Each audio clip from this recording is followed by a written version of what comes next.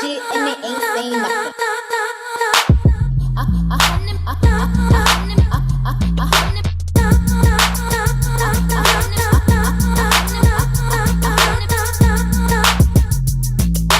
Bitches say shit and they ain't saying nothing.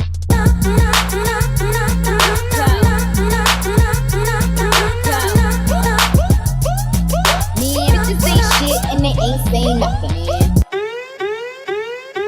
Bitches say shit and they ain't saying nothing. Man.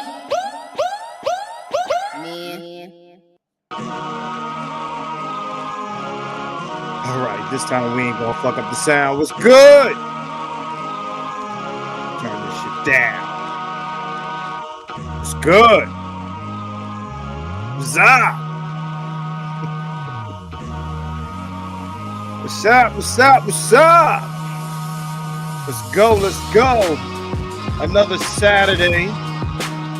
Gonna let the motherfuckers pile up in there. I done cursed already, man. I'm already demonetized now. What's happening? What's happening? Let me turn me up in the headphones, Diddy. Ron Matthews, K. Williams, D. Scott, Toya the Tutor, Dr. Thunder, Carlton, Way 1, my man Aaron Peters, Alexander Kelly, Vegas Dev. Saturday Night Live, eloquently petty, articulate ass holery. Up to the Negro swag. This is the Keep It 100 channel. My name is Marcus Aurelius. What's going on? I just got back in here from LA. Chilling in LA doing nothing. In the hood. In what Reyes calls gentrified Inglewood, if there's such a thing.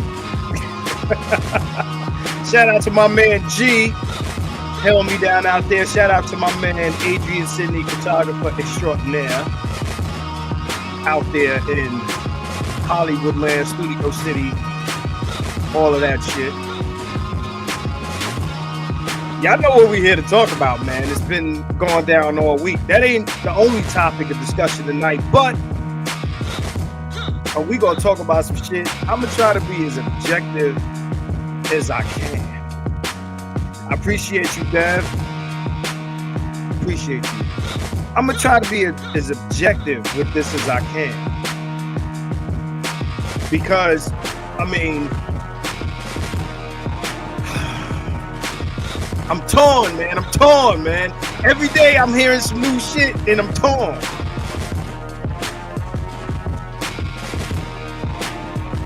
Megan and Torey, Sex Lives, Videotape. That is the subject tonight.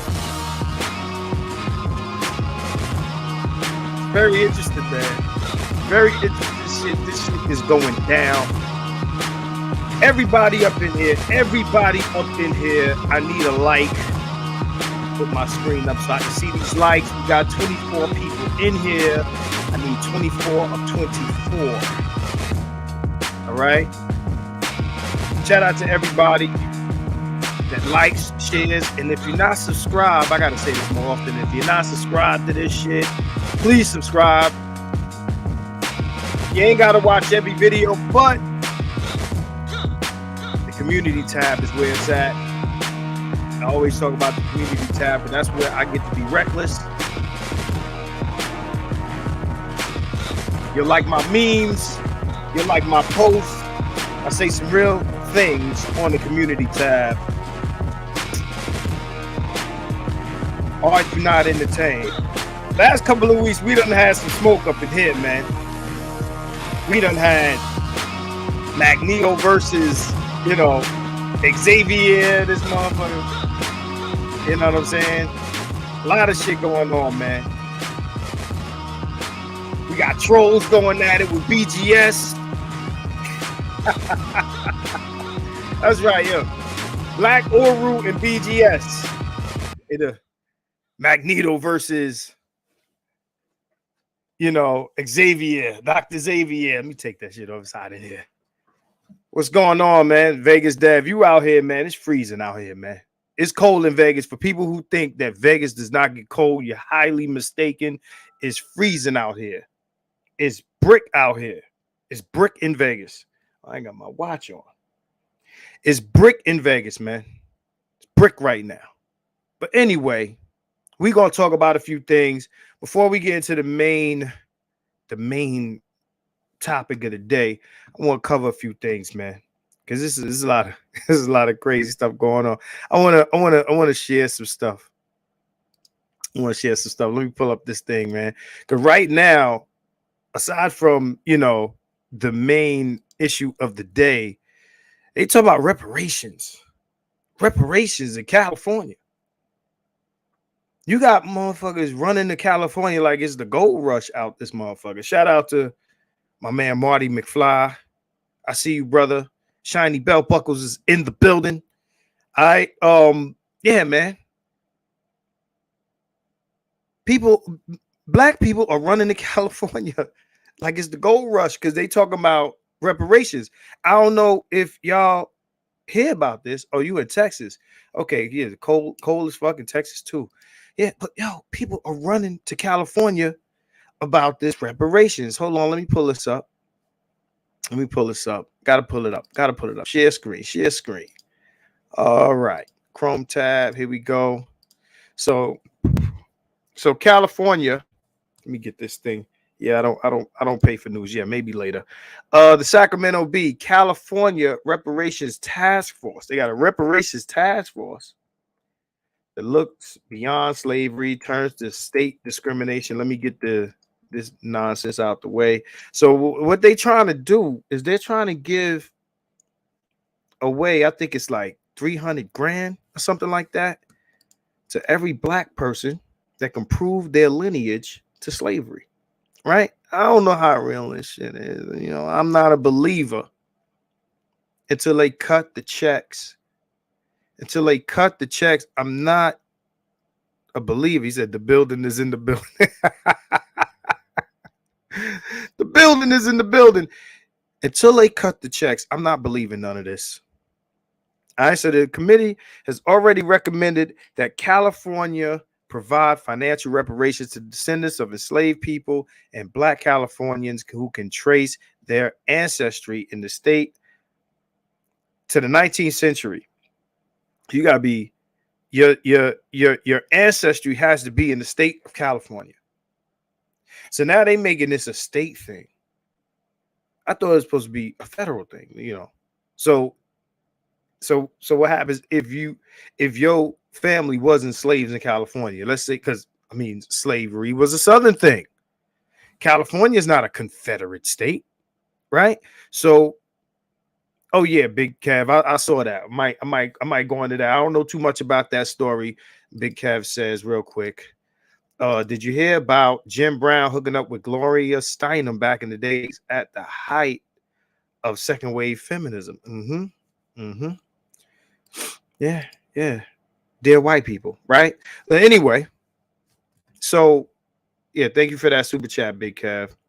But yeah, I briefly glanced at that right before I got on here. I saw that. I don't know how deep that is. You might want to add some commentary to that. But yeah, man. So you have to trace your lineage. You said your financial reparations to descendants of enslaved people who could trace enslaved people in black Californians who could trace their ancestry in the state of 19th century. But up here it says, okay, turns to state discrimination. So, I think Mega, I think you even said it.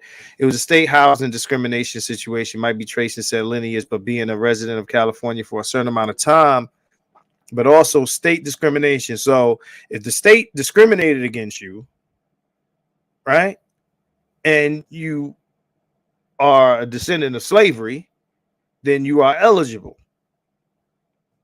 Right. So after they kicked out most of the black people out of California, now they want to pay.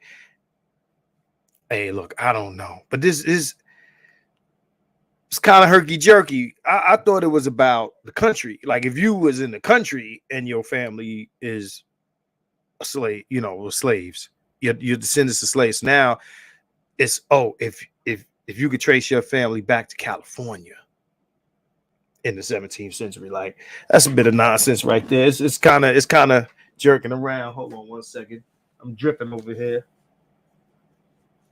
So if you could trace your family back in Cali, like if your family was slaves in California, it's it's a bit different. I don't know them, to have slaves in Cali. I don't know if that was one of the main places, right? I'm sure they did, but I'm just saying. I would imagine that, like I said, most of the slave trade took place in the South. Anyway, so you got your boy Big Worm, Big Perm talking about you know, he's talking about, black people gonna spend all their money on Cadillacs, right? So there's always an argument for why black people don't deserve this money or don't deserve reparations, like they're different than any other people. I mean, when 9/11 happened, the wives of the firemen and the police who died in those buildings blew their money on Gucci. I'm from New York. I know all about it. The Italian and Irish wives of the firemen and the police officers. And it was in the news. They blew their money on, because they would have you think they were the only fabulous motherfuckers out here. They got fabulous with that money. They got fabulous. They definitely did get fabulous. The wives of those men that died in those buildings blew that bread. Okay.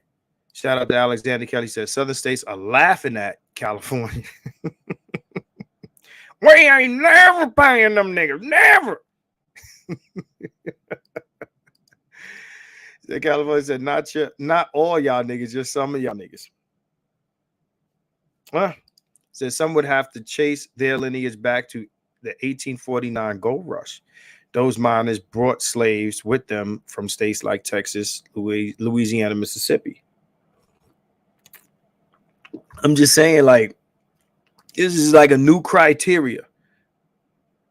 It's a new criteria for being eligible. Oh, you have to be in the state at the time slavery if you from somewhere else. But what if you were a slave in Louisiana and then the slaves were set free and then you moved to California? You're not eligible? Then I got motherfuckers telling me, yo, man, I'm moving to California. Nigga, stay your ass right where you at.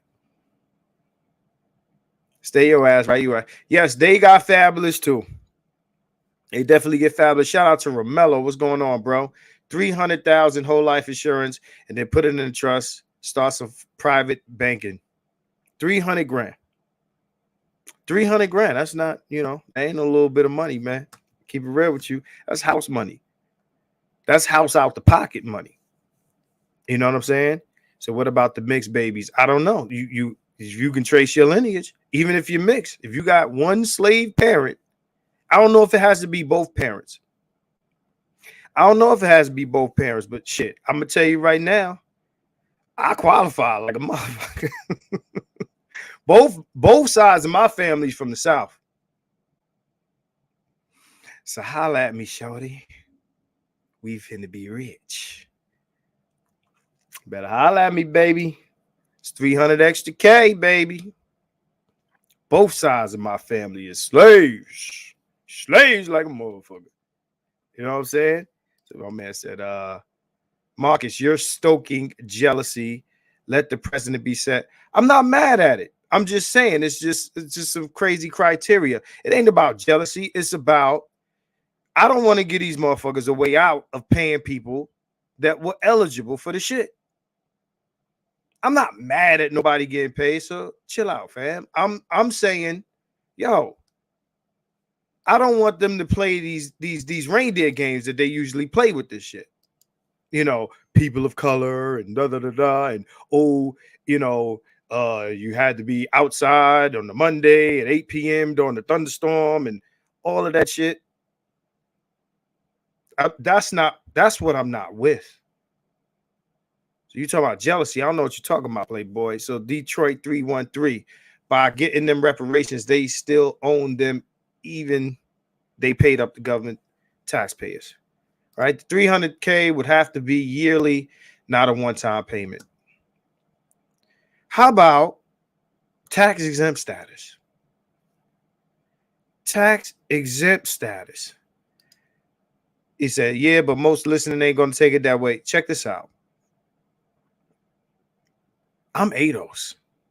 Ain't no reason for me to hate. And it's not my job to make sure everybody is able to interpret shit that I say. No matter how I say certain shit, somebody going to take it the wrong way because they're going to read the shit with their feelings. I ain't got time for that shit. I don't. Well, shout out to you, sir. No shade. But yeah, man, reparations, man. I'm with it. I put it to you this way. Yo, at the end of the day, let somebody cut the check because that's going to set a precedent for the president. Precedent for the president. Long as somebody getting paid out this motherfucker, I don't care. What I ain't going to like now, you talking about jealousy. I was on a stream. I forget who it was. I think it might have been I forget whose stream it was, but basically they saying, you know, black people messed up reparations. I get where they coming from with the whole FBA and the ADOS and all of this other stuff, but you know what it really be? It be people who are not eligible hating on the eligible. People who are not eligible hating on the eligible. Yo, black Americans ain't never hate on no movement or nobody else's. Black people from other lands across waters. If you fought whoever was colonizing you, we supported that. Your apartheid, we fought against that. You know what I'm saying? Whatever island you from, you fought the British or you fought the French or whoever, we supported that. It's just, you know, it's just crazy that when it's our turn, it's like all of this hate.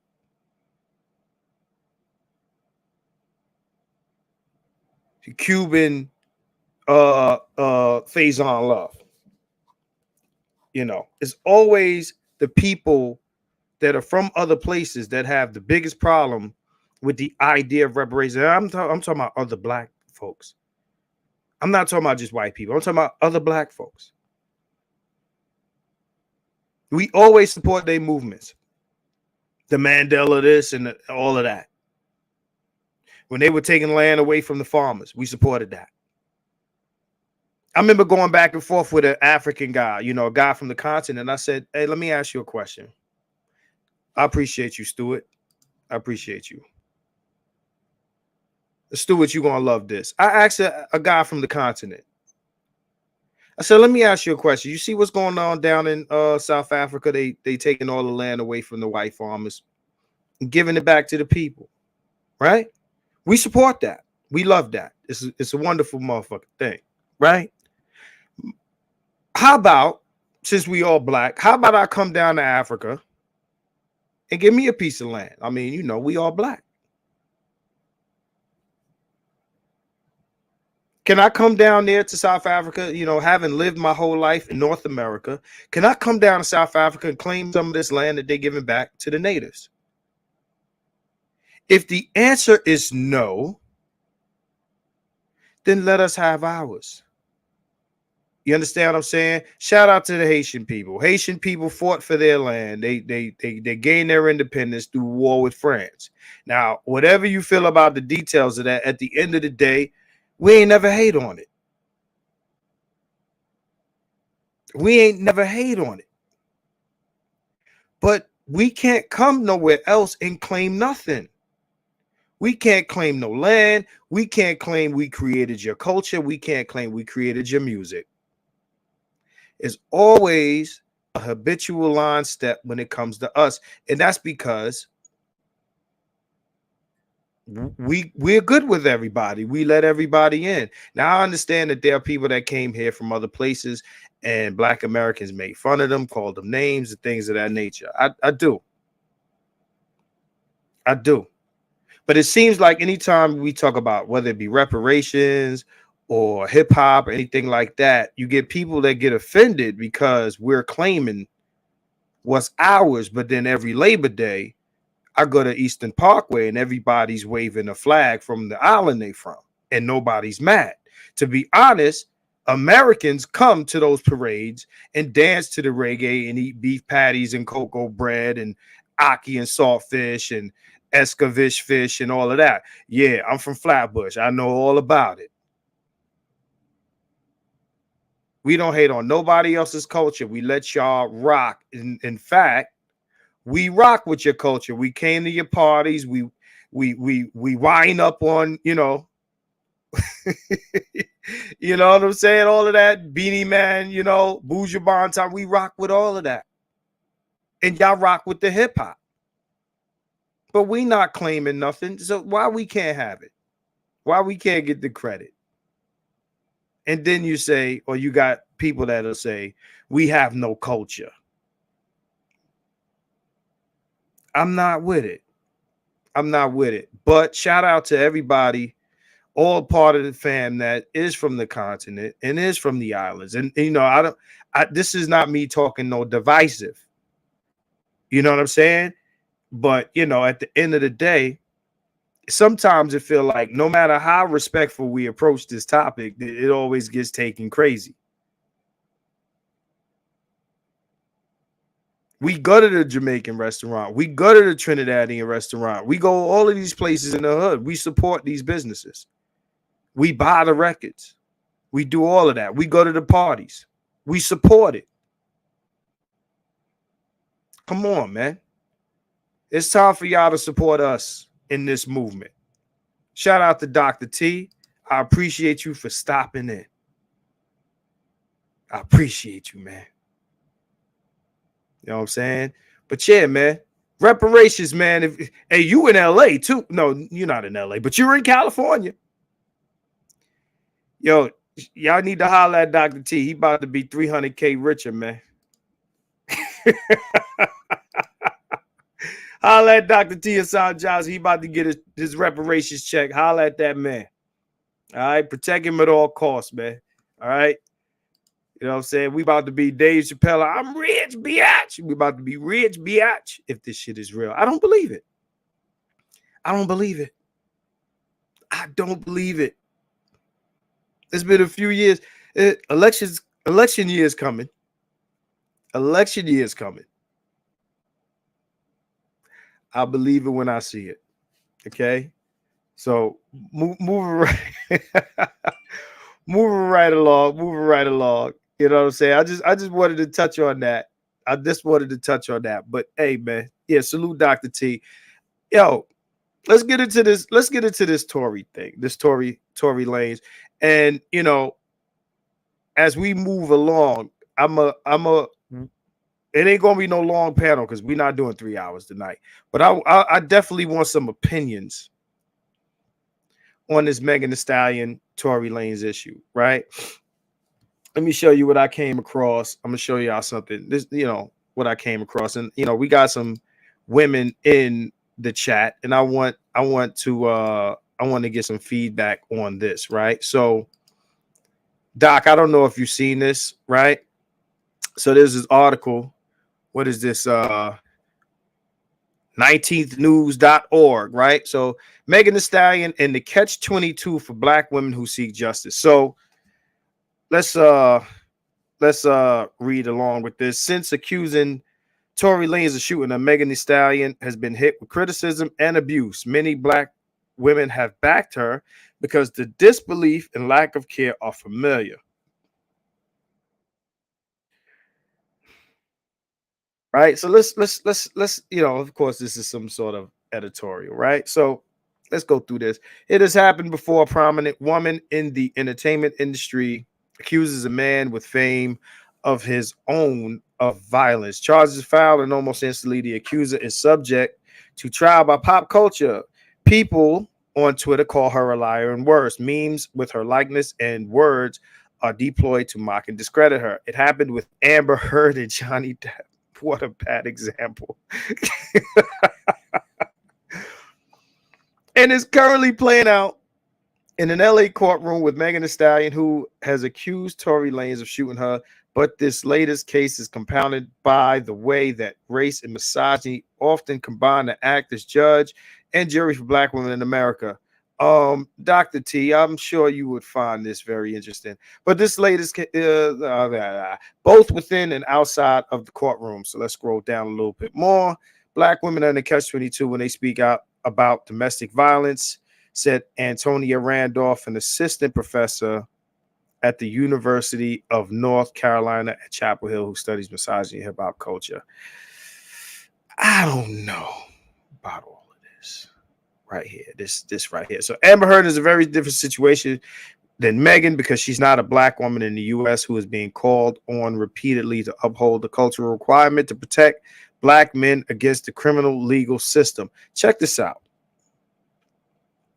Check this out. If Megan Thee Stallion's offender was a white man, they'd have a point. If Megan Thee Stallion's offender was a Black man, I'd be 100,000% with this shit, right? I'd be 100,000% with it, right? If it was a white man that was accused of shooting her. So it's real that the criminal legal system disproportionately punishes Black and brown men, but Black women are left holding the bag and have to protect Black men from the legal system, she said. Okay. But then Black women are also expected to stand up and speak out and appear strong. And then when they do so, they are seen as speaking for the whole Black community and can face backlash for that. White women are not faced with this impossible dilemma. Can somebody give me an example of this happening?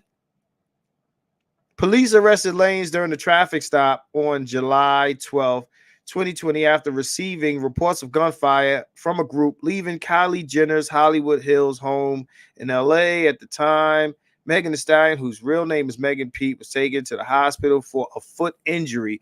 One she initially told police was the result of stepping on glass, and later said she was actually, she was actually the result of having been shot in the foot by Lanez. Let me tell you something. You can't lie about getting shot in the foot by saying you stepped on glass. If you go to the doctors and they pull bullets out your foot, had you really been shot, I'm just saying, right? And I'm just speaking to what's being, typed here. You can't lie to medical professionals, that, oh, no, I just stepped on glass. Yeah, ma'am, there's a whole bullet in your foot. Yeah, well, I don't know. Yeah, but ma'am, they will tell you, no, ma'am, you were shot. You got shot, miss. I did. Yeah, you did. I did. I had no idea there was a bullet in my foot. How did that bullet get there? How'd the bullet get there? Magic bullets. I thought them shits went out with JFK. We still got magic bullets, y'all. Them shit's magic. So she said, okay. The surgeon who treated Megan Thee Stallion in the hospital for a foot injury testified this week to seeing gunshot wounds in her foot, as well as seeing bullet fragments on X-ray imaging. Megan, this is a 9mm, y'all. A 9mm bullet went in her foot, and then she shot a video and was dancing around. Yo, you know how many people I know that have foot injuries, man? They laid up for months. So, Megan Thee Stallion testified this week that she still experiences pain and nerve damage in her feet. I'm sure her foot was hit with something. Look, Lanez, whose real name is Daystar Peterson, is charged with assault with a semi-automatic handgun carrying a loaded, unregistered firearm in the vehicle and discharged the firearm with gross negligence. He has pleaded not guilty to all charges. All charges. The gun was there, brother. Since coming forward with her accusations against Lanez, Megan Thee Stallion has faced a lot of hatred directed towards her from the internet and within the industry. She wouldn't be the first person to do that. Actually, men deal with that more in terms of accusations, especially with violence. Why would she be any different? I'm hearing people are like, why are you digging into her past after seeing black men's whole prison or whole criminal record being pulled up after being victims of some crime? Don't tell me that, oh, why are they pulling up her past? They pull up everybody's past. You're not exempt. Anyway, she's coming forward with her. Drake put out a song saying she lied, didn't get the joke, but other black women have also rallied around her. Randolph said the Lane's trial represents something that so many black women have found themselves running up against, famous or not. I am of the belief, pardon me, that 9 times out of 10, when black women accuse black men of something, 9 times out of 10, we believe them. We believe them.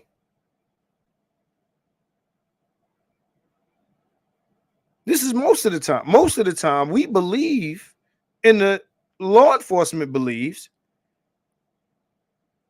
that black men are guilty of violence, sex crimes, things of this nature. Most of the time, even when they ain't do shit. Even after they acquitted him, we still believe it.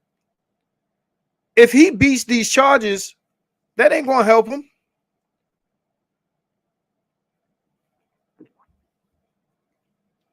This woman went on, hold on, let me jump out of here. This woman went on Gayle King.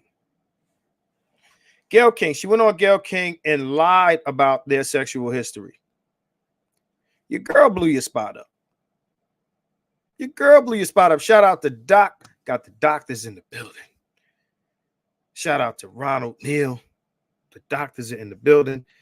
I appreciate you for rolling through. We got Dr. T. Hassan Johnson and Dr. Ronald Neal here. So, Romello said females in general have been taking L's this whole year. All right. Imagine being a possessive hoe. It's such an oxymoron. All right. Stop lying so much. Stop lying so nobody calls you a liar. Facts. You've been caught in a lot of lies. Said black men are like the bus. Shout out to BGS and more. Magneto is in the building. Hey, BGS, I call you. You and Black Uru. Said that was Magneto versus Charles Xavier. I say you're Magneto.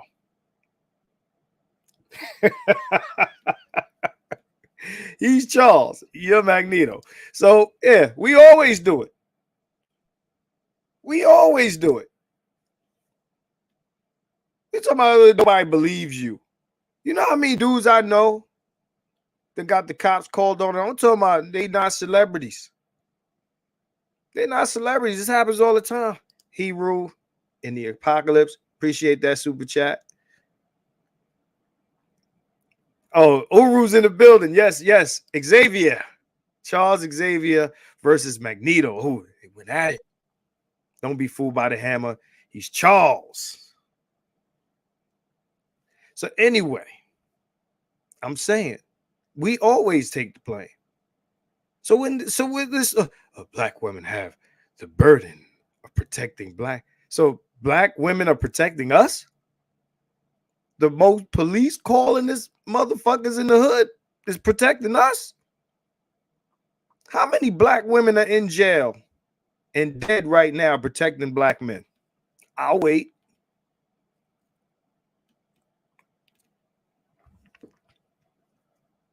There's a bunch of black men in jail and dead protecting black women. That's backwards.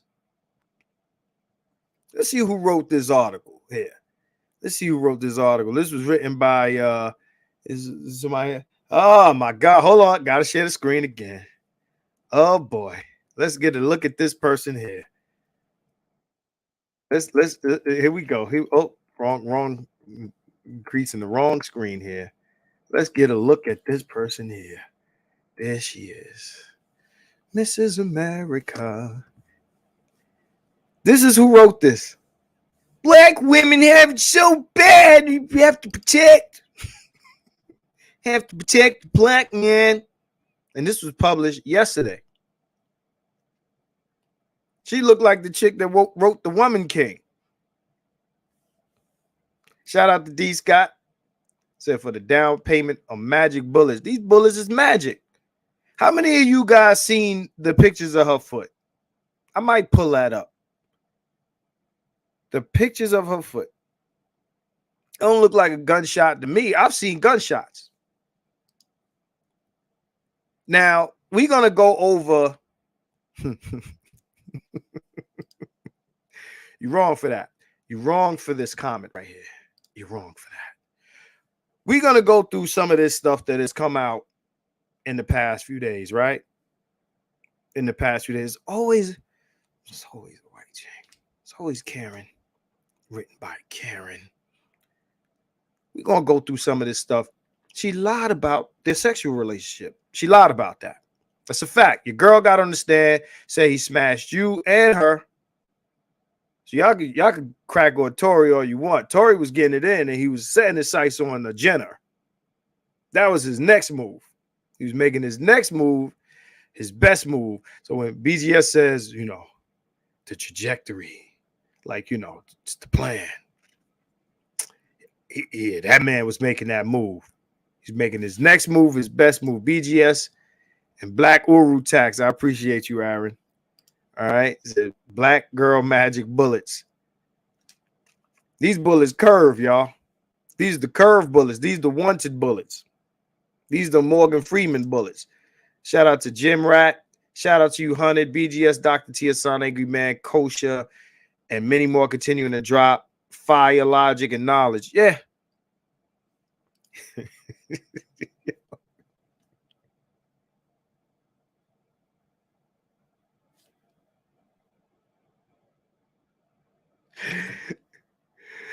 And I'm reading this in your voice, bro. Both them hoes lying. I can hear Gigi saying this. I'm crying, y'all. I can hear Gigi say, both them hoes lying.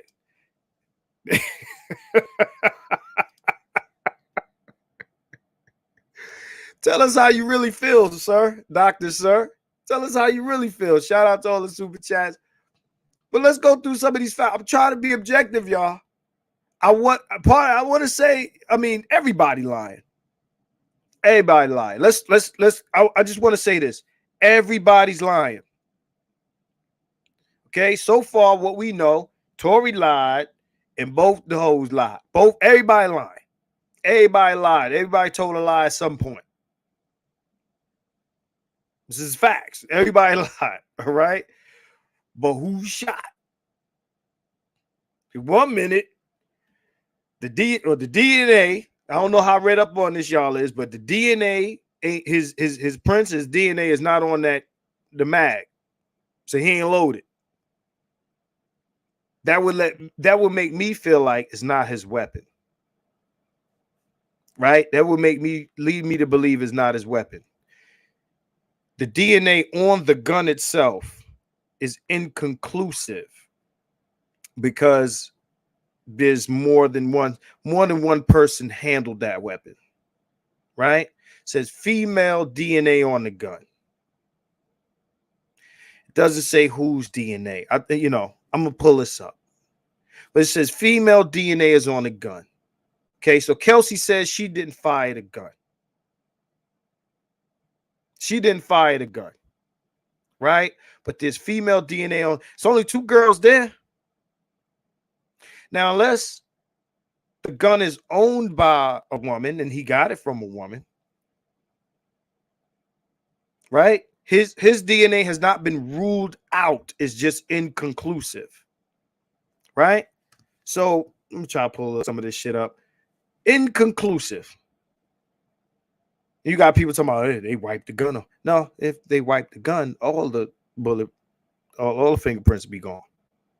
Shout out to Mega because he was debating somebody on that shit earlier. But I think she had gunpowder on her hands. And then he had, I think he tested positive for gunpowder. You know, they both of them positive for gunpowder. So somebody shot past the gun to somebody else. fuck going on? The gun was under his seat. Somebody fired this weapon, y'all. Now, I want to say he innocent. There's a narrative that led up to the gun going off, and nobody's talking about it. Okay, they were arguing about what? This nigga is wow smashing everything, right? He smashed Shorty. So somebody was mad at somebody. They not even friends no more. There was some violence that happened. But it's like the Chris Brown Rihanna shit. Like nobody wants to talk about what led to a gun coming out and firing. Shorty said, "Oh, he said he was going to shoot me too." First, she said he was going to shoot her. Then she also said Torey shot Meg. She also said, that she saw him. She told the interview with the detectives that he shot her. But now she took all that shit back. I'm going to give you a new development. I don't know who knows about this, right? My man sent me this. Now, this is crazy. I don't know who's up on this. Let me pull it up. So I'm going to pull this up, right? And I'm going to share this screen. So this is where we at with it now. So she's recanting statements. Right? But then you have this, right?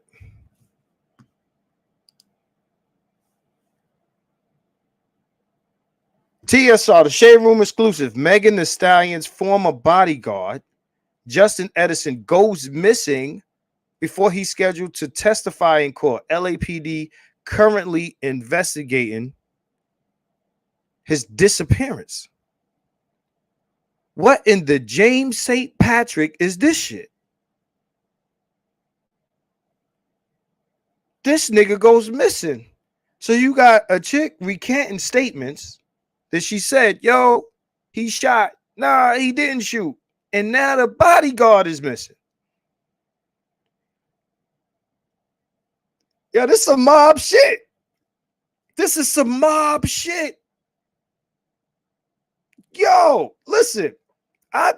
Somebody sent me this an hour and a half ago.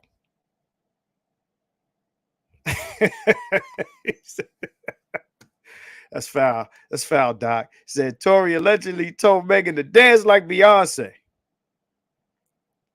But yo, how the hell is this man missing? The bodyguard missing, y'all. Yo, what kind of Tony Soprano shit is going down? As the first week of the shocking testimony wrapped in the Tory Lanez assault trial, the Shade Room has exclusively learned that Megan Thee Stallion's former bodyguard, who was also scheduled to testify on Friday, Justin Edison, cannot be located. Either, no, he's supposed to come through and testify on her behalf. He was scheduled to appear in court. He's supposed to say that Torey approached him to apologize that he shot Megan. Either this nigga is hiding or he's been hid.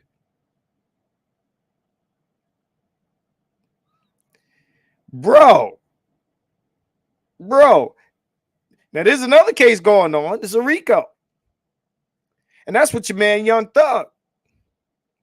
And we ain't even begin to talk about Gunner like, yes, ma'am. Your man Gunner like, yes, ma'am. Yes, and that nigga's home. How the hell? Look, you got your man Tekashi 6ix9ine told on the whole gang. He in the win. You got Gunner. Yes, ma'am.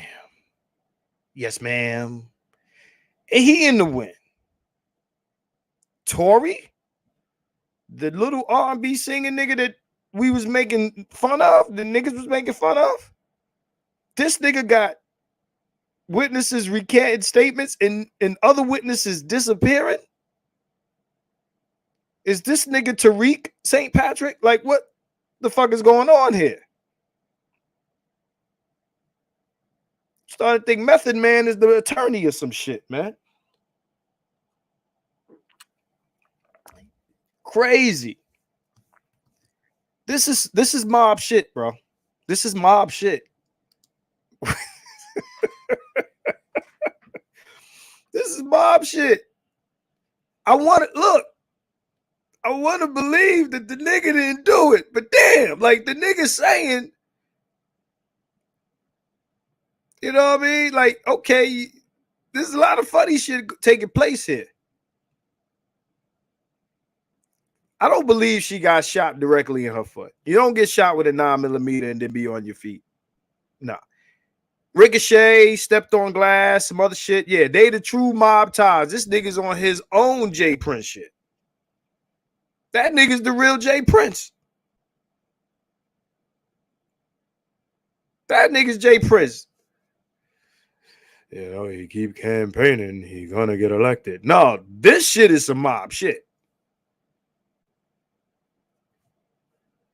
That, yo, should be like, I didn't see nothing. Nothing. I didn't do it. I didn't see him do it. Bitch, you was there. And I'm talking about Kelsey. You was there. You already told the cops that you saw him do it. Now you ain't see him do it. And the bodyguard disappears. Okay. Hit me with a like, please. I'm looking for likes. Like, subscribe, please. But this shit is crazy. There is some Tony Soprano shit going on right in this motherfucker. I'm telling y'all, this shit is different. This is unlike some other shit. Where is this man? Okay. Shorty gets on the stand and pleads. She says, "Can I please the fourth?" You know, she got a degree. She said, "Can I please the fourth?" That's what the transcript says. Can I please the fourth? Like, you mean the fifth? Yes. Can I plead that? That's how the shit went. Can I please the fourth? She asked, "Can she please the fourth?" Please, not plead. Please. Can she please? Can I please the fourth? 1, 2, 3, 4, fifth. She pleaded the fifth. What are you worried about getting incriminated with? Female DNA on the gun. Female DNA on the gun. It's only 2 women there. The one that got shot. And I mean, you fucking both of them. One got shot, one didn't. Who did? This is some Knives Out mystery shit right here. Fifth. Oh my God, this shit is crazy. She's saying no, but she says she ain't do it. But there's what you need immunity from? What you need immunity from? Oh, the bodyguard is being investigated for DV. The one that disappeared? I'm sure that's separate, but damn, yo, this shit is crazy. Yo, all the ladies in the chat, this is what happens when you fight over dick. This is what happens when you fight over dick. And that's a big motherfucker, too. When this shit first happened, don't get mad at me. Don't get mad at me. She big. She a little motherfucker. She big as shit. If he shot her, I'd understand.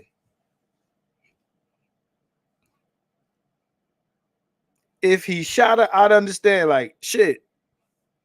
If I was that little nigga and she was up on me, I'd shoot her to get that big motherfucker off me.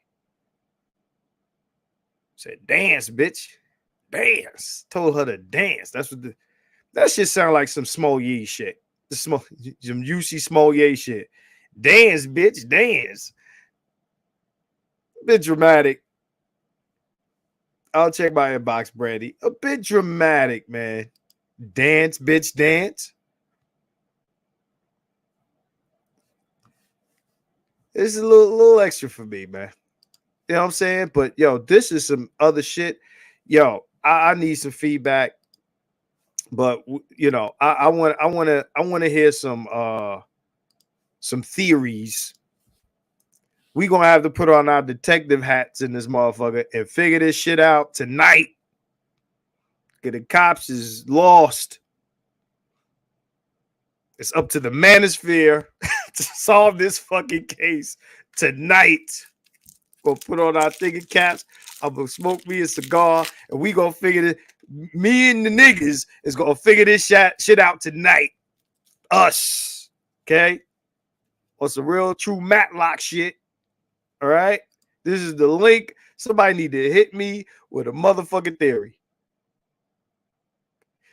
Maul, I know you're in here. Yeah, we gonna figure this shit out tonight, boys. We gonna crack this case. Fuck DJ Academics. That nigga ain't the only detective out this motherfucker.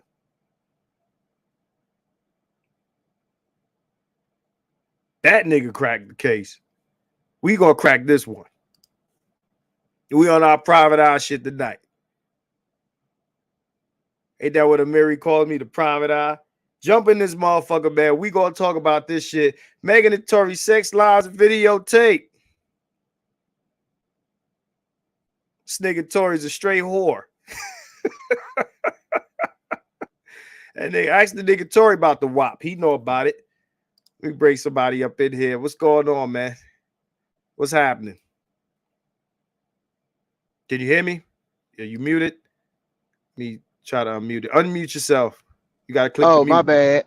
No doubt, brother. Keep it 100. What's up, big dog? What's popping, man? We gonna figure this shit out tonight, man. What's going on, man? Shit, chilling, man. I'm one of your fans, man. I got on to you in the breakdown, man. I've been fucking with you. You know, you be in there fucking with the girl, with the ladies, Sister Georgia C. Rose. So yeah, I've been fucking with you for a minute. But yeah, man. So I was watching Angry Man last night, man, and he pretty much didn't crack the case. I mean, full disclosure, Kelsey is my cousin through marriage. We both from Victoria, Texas.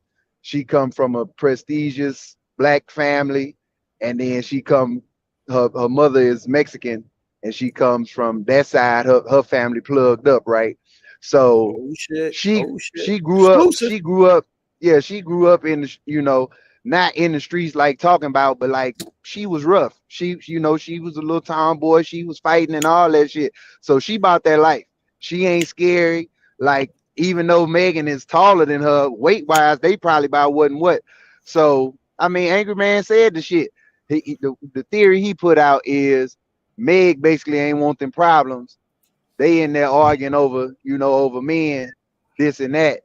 Meg get out the car with the pistol in her hand. Kelsey ain't no, like I say, she ain't no punk. So, oh bitch, you gonna shoot me? And they probably went to wrestling. They both probably had their hand on the gun, and whoever hand was on the trigger is the one that blew. Yo, that would be some shit, bro. That would be some shit. I mean, I can understand that. That makes sense to me. I mean, we know that shit like that happened, and it ain't like Meg was just on some, oh, I'm finna kill this bitch, and this your whole play sister and shit. Y'all super tight. It ain't like she got out with with killer intent, but she just on some, you ain't finna whoop me. Like, I ain't finna fight you out here over over this and that and blah blah blah. So, I mean, I'm sure it was a girl scrap, and in that scrap, Kelsey talking about it was a bump. That wasn't no motherfucking bump. Y'all probably got the pulling hair and pulling clothes and scratching. I heard something about somebody was bruised. Like, it is what it is, but she ain't put it out there yet who pulled the trigger. So, I mean, if Meg shot herself or shot down at the ground or whatever, and like you say, bullet fragments or ricochets or whatever, but as Angry Man said, she got stitched up for lacerations, and the bullet hole ain't really gonna, it don't make no lacerations. It's gonna be a hole. So she Right. had slices. So whatever the hell the gun shot off, if it shot off in the ground, I don't know if was there any damage on the SUV? Cause like where the glass came from, you know, you shot through the SUV, you shot the window out. Now you got glass everywhere. Is that how the glass hit your foot? Or whatever the case, I believe that. I mean, she ain't said too much about what happened, but she did go home and kind of told a few people what the basics of the situation, but she ain't get in all the details and say who pulled the trigger. Whoa. Okay. I'm gonna tell you. We gonna crack this case tonight. I'm gonna tell you. Check this out, man. One of these theories is gonna be correct. One of that shit, and you inside. You inside. You know what I'm saying? So one of these theories is gonna be correct. All right. So Janfar says in this game of Clue, Megan did it with a revolver and stepped on glass like an idiot. She wasn't tested for residue. They could test a DNA. Well, that shit is still come up inconclusive, but one would think if it's his weapon, his DNA or his fingerprints will be on the mag. Right? On the mag. That's the same thing that kind of exonerated Troy Ave. I don't know if y'all remember the Troy Ave situation that happened in New York. Troy Ave goes into the club with his boy. And thank you, Maul, thanks for the super chat, bro. He said, yeah, that's an interesting theory too. But in New York, Troy Ave goes into the club with his boy. I don't know if you remember this, bro. And they tried to kill him, but his man ended up getting shot, and then he got the gun from the other guy who was what's this guy's name? The blog guy. I forget his name. Somebody's gonna tell me. The dude they used to do the YouTube. He, I forget his name. Got the gun from him, started chasing him through the club, shooting at him. After then they tried to give Troy, because he was on video, the charge, but come to find out it wasn't Troy's fingerprints on the mag. It was the other guy's fingerprints on the mag. Shout out to Jay Jermaine. Says salute pimping. I appreciate you. Thanks for joining. Hey, keep it 100. You got to think about this too, right? I'm retired Navy, right? I'm very comfortable with weapons. Assault rifles, shotguns, pistols, you name it. I can break that shit down. I can shoot accurate with it. Like, I'm like that with guns. But a lot of these niggas out here be faking, man. Niggas be having pistols and be scared of their pistols. So it depends on, just because his fingerprints wasn't on the mag, don't mean it wasn't his shit. Because depending on how he got it, somebody hand you a piece. Hey, nigga, it's loaded. Hey, this the safety. Cock that bitch. Let that bitch go. Do what you got to do. But a nigga might not even check that bitch. Ain't even took the mag out. You done had a gun and you ain't ever even took the mag out. Looked at the bullets, seen what kind of bullets you got or nothing. You don't know if you got hollow points or full metal jacket in that bitch. You just gonna shoot. Or you think you gonna shoot. You got it just in case if you feel froggy. True indeed. I want to pull up her foot 1 second. Let's see here if I can open this. Say copy image. Open image in new tab. So we're gonna open this up, right? So I want, you just like me, I'm an ex-CEO. So I want to show you this picture here, right? And we've all seen it, but this is for anybody who has not seen this, right? So I'm gonna pull this up. We're gonna do this. So check this out, right? Y'all see this? Right? Does that look like a bullet wound to you? Hell no. Can you see it? Yeah. Does that look like a bullet wound? Hell no, that ain't no bullet wound. Tax and like I said, and again, okay, a bullet wound, the entry wound can be smaller than the exit wound, we know. But even if it happened like that, okay, it's gonna come out the other side somewhere. Either it's gonna come out the other side of your ankle or out the bottom of your heel. It's gonna be a hole that's gonna be larger than that wherever that bullet made contact, whether it hit her foot and then hit the ground through her foot, or hit her foot and went clean through. So Alexander Kelly says that leprechaun served a giant problem and she couldn't share. Hey man, it bees like that sometimes, man. But yeah, man, this does not look like a entry or an exit. It looked like, I don't know, like a scrape, like a real intense scrape. You understand what I'm saying? Like, you know, that's what this looks like. So she says, I got hit at the back of my feet because when I got shot, I was walking away facing the back. Why would I lie about getting shot? Why are y'all so upset that I don't want to be in the bed sad? But you did lie about getting shot. You said that you stepped on glass. That was your first, you know, comment to the police. That's what she did lie about it. You know what I mean? Now, see, now I say this, keep it 100. So you see my name, the active activist, right? So Right. I'm real big in. I was, you know, a head figure in the BLM movement. Not under the three ladies. I ran my own BLM independent organization, but I done had a TV show on BET that was focused on police brutality, and she came out and she made that statement, and I understand why she said that. I'm not mad at her for lying about what happened at that point in time, because yeah, oh, it's a gun around, motherfucking frog, the cops get froggy, shit could go left. So I wasn't mad at her for that. I understood that lie. I'd have lied too. No, I got that. I got that much. But then she told some more lies. You know, what was the point in saying that you didn't have sexual history with this guy?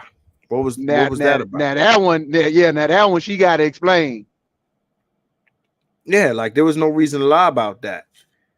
You understand what I'm saying? And the thing is, when you get caught in these lies, it just eats at your credibility for things that you might be telling the truth about. Yeah, see, with her, it was image. It was image. She didn't want that out there. Oh, I'm in a motherfucking SUV, drunk, leaving Kylie Jenner house, and then I'm in a truck arguing with my friend over us fucking the same dude. She wasn't gonna put that image out, but now she don't have no choice. She wet ass pussy though.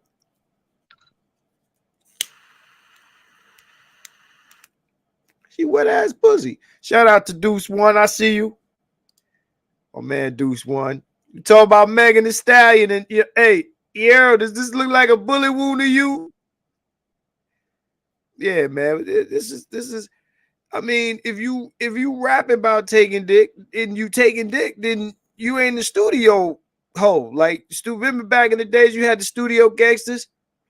You can't rap about taking dick and don't be taking dick. You know what I'm saying? And you know, you don't be a studio hoe, be a real hoe. I'm just saying, you know what I'm saying? You know, her fan base had got on her, or some people in her fan base had got on her over that. Because you remember they was talking about, oh, you hot girl this, you hot girl that, and you in a whole relationship. And her response was, yeah, I talk about fucking, I talk about getting dick, etc., but I ain't never said nothing about fucking no bunch of niggas. She say, I get you some consistent dick. So yeah, she didn't want that. She's like, yeah, I'm sexual, but basically she wasn't trying to let that be a part of her image. Oh, I'm a hoe and I'm fucking everybody. But you done fucked a bunch of niggas. We know these niggas. We know who they are. Like, I mean, listen, man. Niggas is out here saying they smack. Yeah. I mean, you're right. These pillow talking ass dudes is putting the business out. But outside of that, you know, ain't no way she could have knew that. Like when the baby came out with that shit, that I was like, that shit was not player at all. But you know, he trying to bounce back. He didn't caught his slack for the, you know, the LGBTQ shit he said. So fuck it. I'm gonna put it out there that I fuck Megan. Hey, man.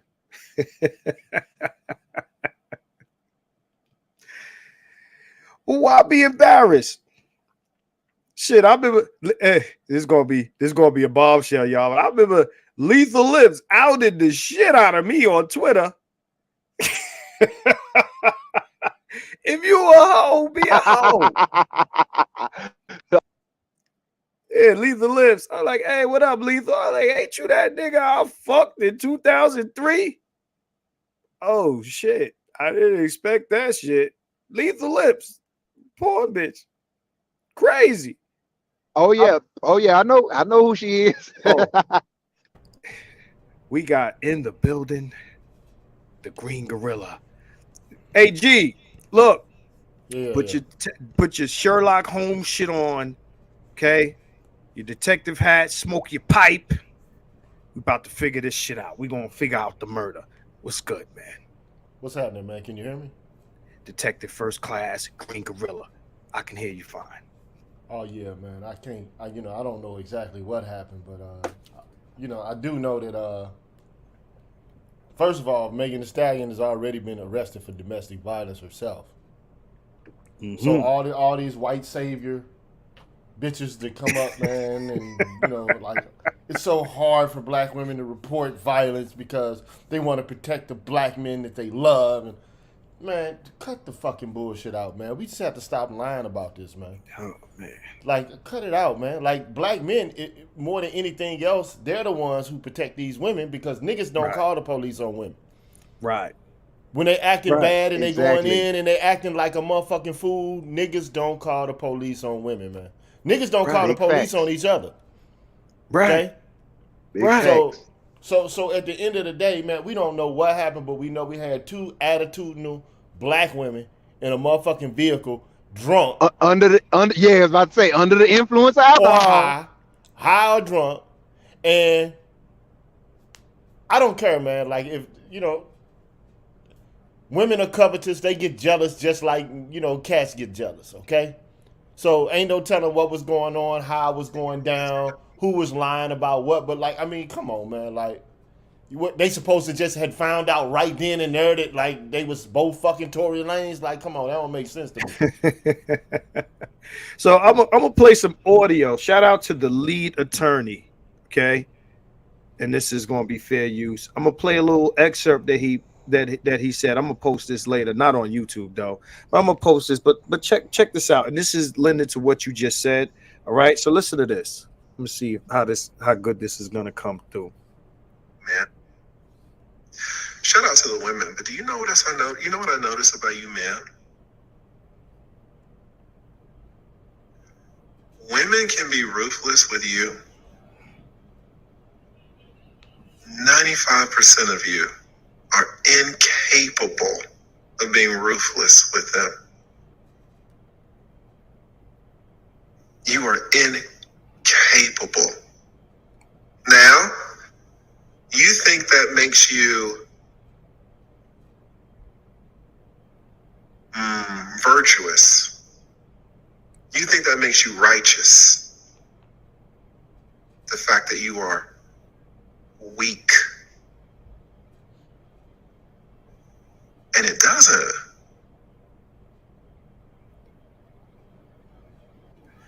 It's facts. I've been saying this forever. We protect them. It's not the other way around.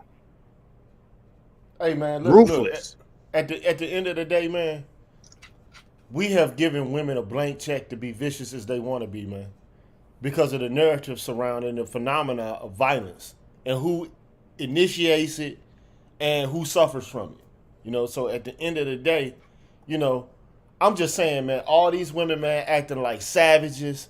1 minute, you a savage bitch, you a hood bitch, you rapping about this and you talking about that, and you a clapper bitch, you're slapping niggas and you're doing all this shit. But then some shit go down this hood, all of a sudden the first thing y'all got Poppy on speed dial. I don't understand it. Like I said it before. Either you're gonna be a strong bitch, Dora Milaje, woman king type bitch, and hold your shit down, or you're gonna stay in a woman's place and just stay there, stay stuck there. You can't go in and out of feminine spaces. You can't be the Dora Milaje, and then if a nigga smack the shit out of you because you try to spirit a motherfucker, now you gonna call a timeout. It's just, I want the man police to come in. I want the man police to come in. No. And the problem is, they have no consequences or repercussions or accountability for the shit that they're doing, man. At the end of the day. So all I'm saying is, I can see Megan and whoever this other chick is, I can see them arguing. I can see either one of them arguing with Torey. Okay? I believe Megan was probably booting up to Torey. She already done smacked one of her exes up. We know that. Right. So why would she not smack Torey up? But what's your name, my man? I didn't get your name. Oh, the active activist. My bad, because I don't have names on the screen. Yeah, Patrick. Yeah, but yeah, the active activist. No doubt. So it would be funny, right, G? If what he said a second ago, if that were the case, let's say this was a fight between the two girls and he stepped in between, this would be a huge example of black men protecting black women again. Yeah, but right? If that's the case. If it's the case. We don't know what the case is. You know what I'm saying? Because both of them are lying. All the motherfucking parties involved are lying. You understand what I mean? So it's hard to get to the truth when everybody's lying. But I mean, think about it though. Tory Lanez, why would Tory Lanez, man, pull out a gun? I mean, I know Megan's bigger than he is, but I mean, come on, man. The first instinct for a guy, if there's some funk dropping off with women, is not to go and grab a gun. I'm sorry. Well, how tall is he? How tall is she? I'm not disagreeing with you. I'm just asking. Shout out to Deuce One, Snapback Hut. You know what I mean? Got them flavors, you know what I mean? He get the joke. Yeah. How tall? What's the height differential on them? Shit, I know. Tory Lanez like a little Prince size motherfucker. You know. Somebody give me the heights on both of these people. Tory is 5'4", 5'3", or 5'4". He little. Megan 5'10". Yeah, he 5'3". He 5'3". Right. He 5'3". Yeah, 5'3", and she got to be closer to 6 feet, 200. Yeah, she 5'10". 5'10". So if he busted her, you know, you a savage bitch. You know what I'm saying? Right. So hey, it is what it is. It come with the hood territory. You're a badass rapping bitch. The only problem I have with the whole scenario is this is a rough and tough, savage, bad bitch ass rapping woman who don't take no shit. To me, she's the hood articulation of a woman king. She's a Dora Milaje. Right. Bad bitch. You a boss bitch. You wedded to the game. You mobbed. You tied up like to the mob type shit. But you are on the bitch type level with it. Okay. Yeah. So what the rules don't apply to the bitches too? The rules don't apply to the bitches. They only apply to the niggas. Right? See, I know. Only mob shit. Like, look, we know it's women that have been in the mob or that's connected to the mob. Mm-hmm. Do you hear them? I know they done been in fights with their husbands and all kind of shit. You ever heard of one of them bitches with a case with a fucking husband or some nigga in the mob? Oh Lord, G. Hey, I need likes, man. I got 65 likes. 82 motherfuckers in here. Likes. Hold that thought, G. Holding this bitch hostage for likes. We gonna pause. We gonna take a like break. Looking at the number. I'm looking at it. We're gonna take a like. Oh, that shit moving now. I appreciate your likes. I love the super chats, but I like the likes too. Shout out to G. Gerald. I see you. Continue. Green Gorilla. You on All the mic. I'm saying is, man, I'm just keeping it a buck, bro. You got women out here acting tough as a motherfucker. and they're acting as if they're mob affiliated, like they part of the game. See, this the thing, y'all. Like, see, now I know personally that Megan's father was in the streets and she used to move around with him a little bit, but I don't know if she ever claimed to be a street chick. So you're right. It probably is an act. Yeah, you this big tall stallion bitch. But like you said, to the domestic violence shit, we not already seen it. Megan is the type of black chick that get drunk and get real froggy. And I'm sure she get handsy and her mouth get reckless and all that shit. And I'm sure all that was a part of, I mean, like think about it. Kylie put her out. So she already was getting froggy at the party. So you know she was mad when she got in the SUV. Yo, listen. Bitch is 5'10". If I'm 5'3", I'm shooting the bitch. Hey, look, all I'm saying is, look, man, look. Oh, okay. See my face? Hey, yo, all I can say is, man, if you a tough ass, she say she a savage. I done heard her music. She a savage. Okay. I'm coming in the party, I'm smacking up bitches that out of line, all that shit. You know what I'm saying? So you don't get it, you can't move in and out of the image and shit, you know, like if you like that, you like that. But you can't then move from being like that to you soft and demure now. Now you need the sympathy of women everywhere to come wrap their fucking arms around you. But then after that shit over with, now you back to rapping like you a savage. You back to popping your legs and, you know what I'm saying? Now you, I just don't get it, man. Like at the end of the day, she's a human being, man, who put herself in a precarious situation to begin with.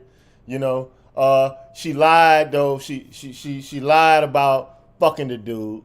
All she had to do was just say, hey, look, me and dude was fucking around. I got hot. I got upset about the shit because Kylie was probably flirting with the dude at the crib. That's what we heard, right?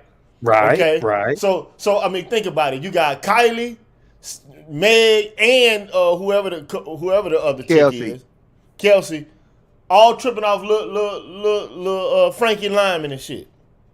Oh, he felt like the motherfucking man that night. All of them was fucking around. Frankie Lyman, you know what I'm saying? He already done.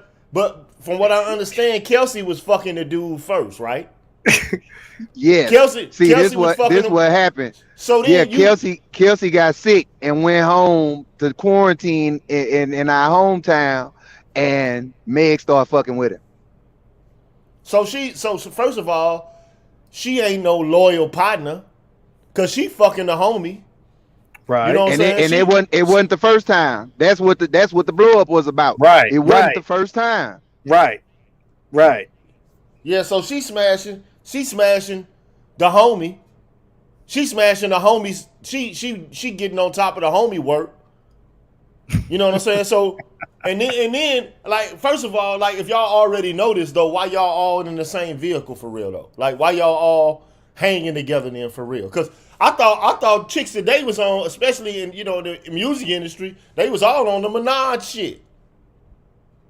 So the beef was between the two girls. So that's the funny thing is, like, as much as we know how violent it gets woman on woman, we have stats for this. Whether it's a relationship between women or it's fight over dick shit, right? We know the stats on that. We pretend like, you know, only dudes is doing all this. Shout out to Redline 718, Mr. Donnie Mac. I see you. And Brandy, what'd you say, Brandy? He's not 5'3". That's a little dude, man. It doesn't matter. At the end of the day, what I'm saying is, why nobody is looking at that aspect of it? Like, you know, we're here talking about it, and again, we gonna tonight one of these theories, and we gonna come back to it when all this shit is said and done. Hey, Marcus, one of these shits is gonna be correct. Okay, Marcus, bro, look. Tory Lanez claimed that he was 5'7". That's what he claimed. Nah. Now the nigga has been arrested. He been booked, weighed, and his height measured. Mm-hmm. The motherfucking dude is 5'3" tall, man, and weighs 120 pounds, soaking wet. Look, when he did the Breakfast Club thing or whatever show he was on, when he got out the chair and stood up by the chair and was the same height, that let you know everything you needed to know. Brandy Dude said, is like, he's like Lil Man. Marlon Wayans, Lil one, he's a little guy, but he was laying down big pipe. And these some big bitches that he fucking. These some big bitches, both of them. Hey, yeah, thick.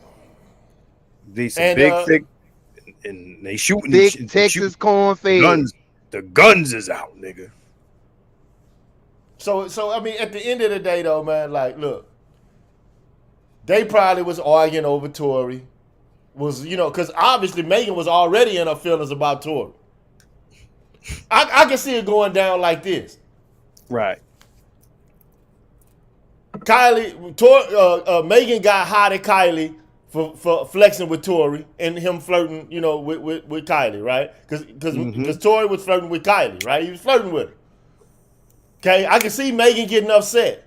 Then I can see whatever the other chick name is. I don't know what her name is, but Kelsey. I can see Kelsey telling Megan, like, bitch, what you flexing for? What you getting jealous for? You took the nigga. Academic said that.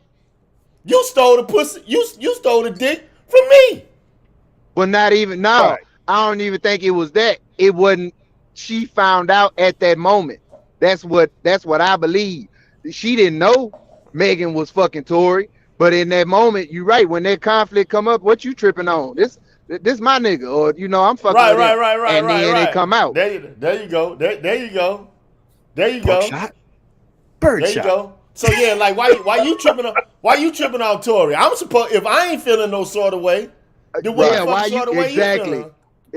Exactly. But see, I ain't watched the academics, man. I don't know what the academics is saying, but all I can say is that's what it sounds like to me. Like, okay, Megan tripping off Kylie, getting in her feelings and getting in her body, protecting her, you know, what she considered to be hers. And then the Kelsey chick, like, hold on, you know what I'm saying? Like, wait a minute. What the fuck you tripping off of? You know what I'm saying? Like, you know, like, right. And then, this nigga drunk and probably spilled the beans. And like I say, that's what Angry Man was talking about last night. Like, this nigga in there drunk, like we say, Frankie Lyman, he feeling himself. Oh, I got Kylie, Kelsey, and Megan on dick. Oh man, I'm the motherfucking nigga in this bitch. And on some, man, what you tripping? Yeah, I've smashed both of y'all and what? Oh, word, nigga? But they get the beefing. No, but see, but you know how bitches get.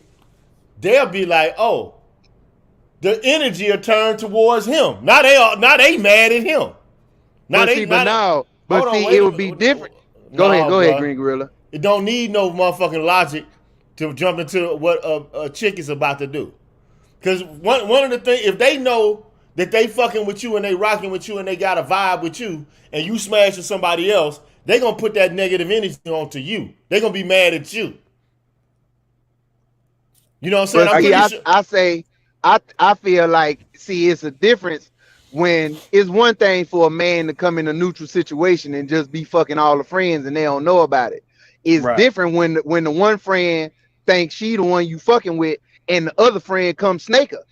It ain't like Megan didn't know they was fucking with each other. Megan knew. It's more than once. Snaked her for more than one broad. I mean, more than one dude. Yo, Brandy, yeah, Google information is correct. The nigga's not 5'7". Sorry about that. But yeah, this nigga's tearing these big bitches down. But you know what? Then that makes what we want to say about him. He's tearing that make Megan not just a thought, but that make Megan she ought to be in the YSL game, a slime. That made Megan a slime. Because I mean, it's so Megan the snake. You fell in love with the Meg for all y'all girls that like the hot girl summer bullshit Meg is on. She fell in love with the community dick. Let's call it what it is. The niggas tearing everything down, about to tear down the other. You're fighting all these bitches over community dick. but you hot girl summer, you that bitch on the records. So you a studio hoe. You fell in love with the community dick. Let's call it what it is. So I mean, for all you Megan Thee Stallion fans out there, sorry. and it's the little nigga, the nigga y'all. We don't fuck with no niggas over under 6 feet. The little nigga slapped the dick on her forehead and had the bitch shooting at a friend for community dick. But that's the part. He little, but he's slanging that lumber, I guess. But that's the part this is the part I don't understand. Like, okay, I can see at some point the negative energy had to be directed towards Torey. Okay? I don't see Torey personally. If I'm a nigga, I done smashed 2 chicks and they beefing with each other, I'm stepping back. I'm moving away. I'm going somewhere. I'm gonna roll me if I'm smoking, I'm rolling a blunt. If I got some drink, I'm gonna drink it. I'm gonna sit there and watch the shit and observe.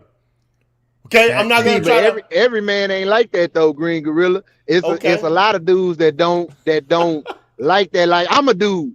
I can't sit up and watch no bitches fight for real, especially depending on the setting. Like, if I know the motherfucking law's coming, we all going to jail. So I can't. I gotta squash shit. So that's basically what they saying as far as how he got the gun residue on him. They getting out scrapping. He on some, oh Lord, let's go break this shit up to him and the bodyguard, and then boom, the gun go off. Yo, it'd be crazy. Like I said, if all of this nigga's fighting this charge, he's fighting this charge, knowing full well that it was a fight between them two. And he won't say it. With all this, all these Karens, black women are saddled with the responsibility protect black women. Protected black. That nigga's chilling, fighting for his freedom, but he doesn't want to tell the world, nigga, it was them. It was them. I can't see it at that point. I can't see him. I'm saying, I'm no, but I can't see him doing. I can't see him protecting. Ain't no way in hell, dog. Like the nigga Sean ain't even want to say Puff. Bruh, I don't. All I can say is it would be crazy. I can't see it. But I think at some point they might have been arguing initially, or they even like Megan might have been arguing with him initially. We don't know. Okay, all we doing is speculating. But one thing is for certain: at some point, negative energy got directed towards Tory Lanez, because otherwise he wouldn't have shot the pistol, or no pistol would have got shot, or nobody would have been alleging that he shot a pistol. But hey, think about this too, Green Gorilla. We got to think about his mindset and where he was at. Out of all of them 3, Megan is the one he probably really wanted out of him. And then, he don't know how shit was going to go. He had no idea how shit was going to go after that night. So it ain't like, even when he came out with that song, what he talking about, I miss you and this, and then we let this come between us and all this other shit. So this nigga was on some lover boy shit.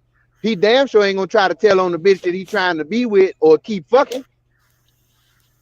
Yeah, but he ain't trying to fuck her now. I know for a fact. That's her. She stopped it. He didn't say he ain't want to fuck her. She said they was over. He fucking a friend, no. Her friend, that's the homie. You don't fuck the homie on the low. The homie know. They know. They both know. So Bitter Truth said this sounds like Kelsey was gonna shoot Meg, but her and Torey were fighting over the gun, and she squeezed off 5 shots while it went on. That's another theory. Where are the other shells at? I don't know, man. Again, these are some very interesting theories because there's female DNA on the gun. Did 2 people put their hands on that gun? 2 people put their hands on that gun. Has Torey himself testified yet? No, I don't think he has. No. Nigga. He might not testify though. You know what I'm saying? Because sometimes if you're a defendant in the case, you don't testify. The counsel will be like, no need for you to defend. You know what I'm saying? Especially if, So basically, this Kelsey chick, put it this way. She was brought in by the prosecution in order to basically confirm her earlier statements. Then she come back and recants, right? which means that she's Right. basically an uncooperative witness. That ain't an uncooperative witness is nothing new in a court case. She just basically don't want to have shit to do with the case. So she's trying to basically, you know, throw salt in the game or whatever the case may be. But then the question is, why did she say what she said earlier? If she said what she said earlier, what was the reason why she said it though? You know what I'm saying? Like, why did she say Right. that Torey's the one that did the shooting and all this kind of shit? Why did she say it? So, real quick, so Janfar says, wasn't Torey gagged? What I find very crazy about all of this is that Torey can't speak, but Meg can do records. Meg can jump on Twitter. Meg can speak to the public while this is all going down, and this man can't say nothing to the public about anything. Yeah, He Meg can't ain't say on trial. anything. Meg ain't on I'm trial. sorry? Meg is not on trial. Torey. No, I understand. Yeah, but I understand that. But So- you know, so- at the end of the day, they should all be shutting the fuck up. But look, this the thing, y'all. Again, we got to think about the mindset and what the motives were in that moment. Like nobody knew what was gonna happen after that night. Remember, Kelsey and Meg was still cool after that night. It Right. was Meg and other friends who came in on some Kelsey, you need to tell what happened. You need to this and this and that and blah blah blah. And Kelsey was like, I ain't got shit to say. And then it became an issue with Meg against Kelsey, like, oh, you ain't gonna say shit. Oh, you ain't gonna say, because at that point they were both trying to protect their interests, which was Meg. Because Kelsey wasn't fucking Torey no more after that. Like, no, that's over, nigga. That's done. You fuck my homegirl, it's on to the next. But Meg and Torey still could have had some shit. But Meg and Kelsey was still cool, and you got to think that was the meal ticket. Kelsey wasn't finna let that go, bitch. I didn't build you. I ain't finna let you go. I'm not. She wasn't trying to. If shit could have worked out, they would still be cool. She'd still be doing everything with her, making her money, this and that. Yeah, she her own chick. She got her own business and shit. She make good money, but that's a different level of money. So it was Meg was the one that had to be protected at all costs, at least at that moment. So now that shit then fell apart. Now it's like it is what it is. Kelsey didn't know. She thought when she gave her statement and shit, that was gonna be the end of it. See, this is the thing, right? So Kelsey says she ain't shoot nobody. That's what she testifies. She testifies she ain't shoot. Now, I think already she's like they gave her immunity outside of perjury. I think she's gonna get hit with perjury charge. I think No, she I think can't she's be. I don't think she can. no. No. Perjury is not covered in the immunity they gave her. She got it. Like the immunity applies if she tells the truth. Now, what she said to the cops in the interview ain't got nothing more, and I don't think has anything to do.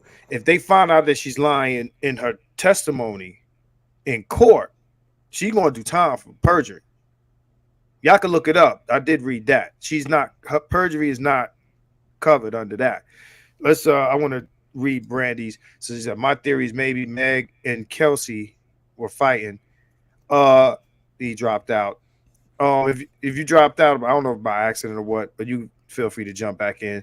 They were fighting, used Torey as a scapegoat, but didn't think that Kelsey was gonna pull that stunt on the stand. So what do you think that I guess what she's saying, my homegirl Brandy is saying that she feels like the two girls they fought, but then I guess after that they figure, okay, we're gonna put this on Torey. But this is the thing. Why would Meg get shot by her girl fighting over Dick, right?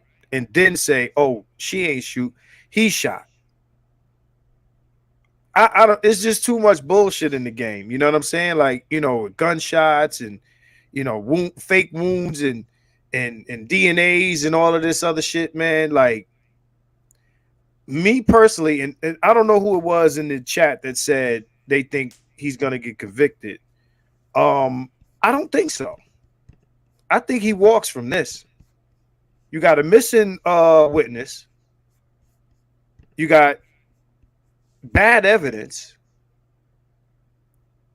You know what I'm saying? It's just too much conflicting shit, bro. He said unhide Jermaine. All you got to do Yeah, all you got to do is present reasonable doubt, like reasonable doubt Right. that he did it. And so his DNA ain't on the gun, as far as they see. No, they have no residue on his hands. All they got is people saying one witness said that he did, but now she's saying he didn't. And Megan is the only motherfucker who actually, is basically saying right now at this point that Tory Lanez is the one that shot her. So that's a hell of a thing to have your best friend, so-called best friend, say that she don't know, or that she that what she said earlier was a lie. That's a hell of a thing to say. But I don't give a damn. I think Megan Thee Stallion probably was rowdy, acting ignorant. Right. And she probably ended up getting fucked up for whatever reason. I mean, she was like old boy said, she was froggy, acting, savage. And she got some savage shit, she had savage shit coming her way. It is what it is. You can't act like an ass and don't expect to get treated like a donkey, man. You can't act like an ass and not expect not to get kicked at some point. That's my whole viewpoint.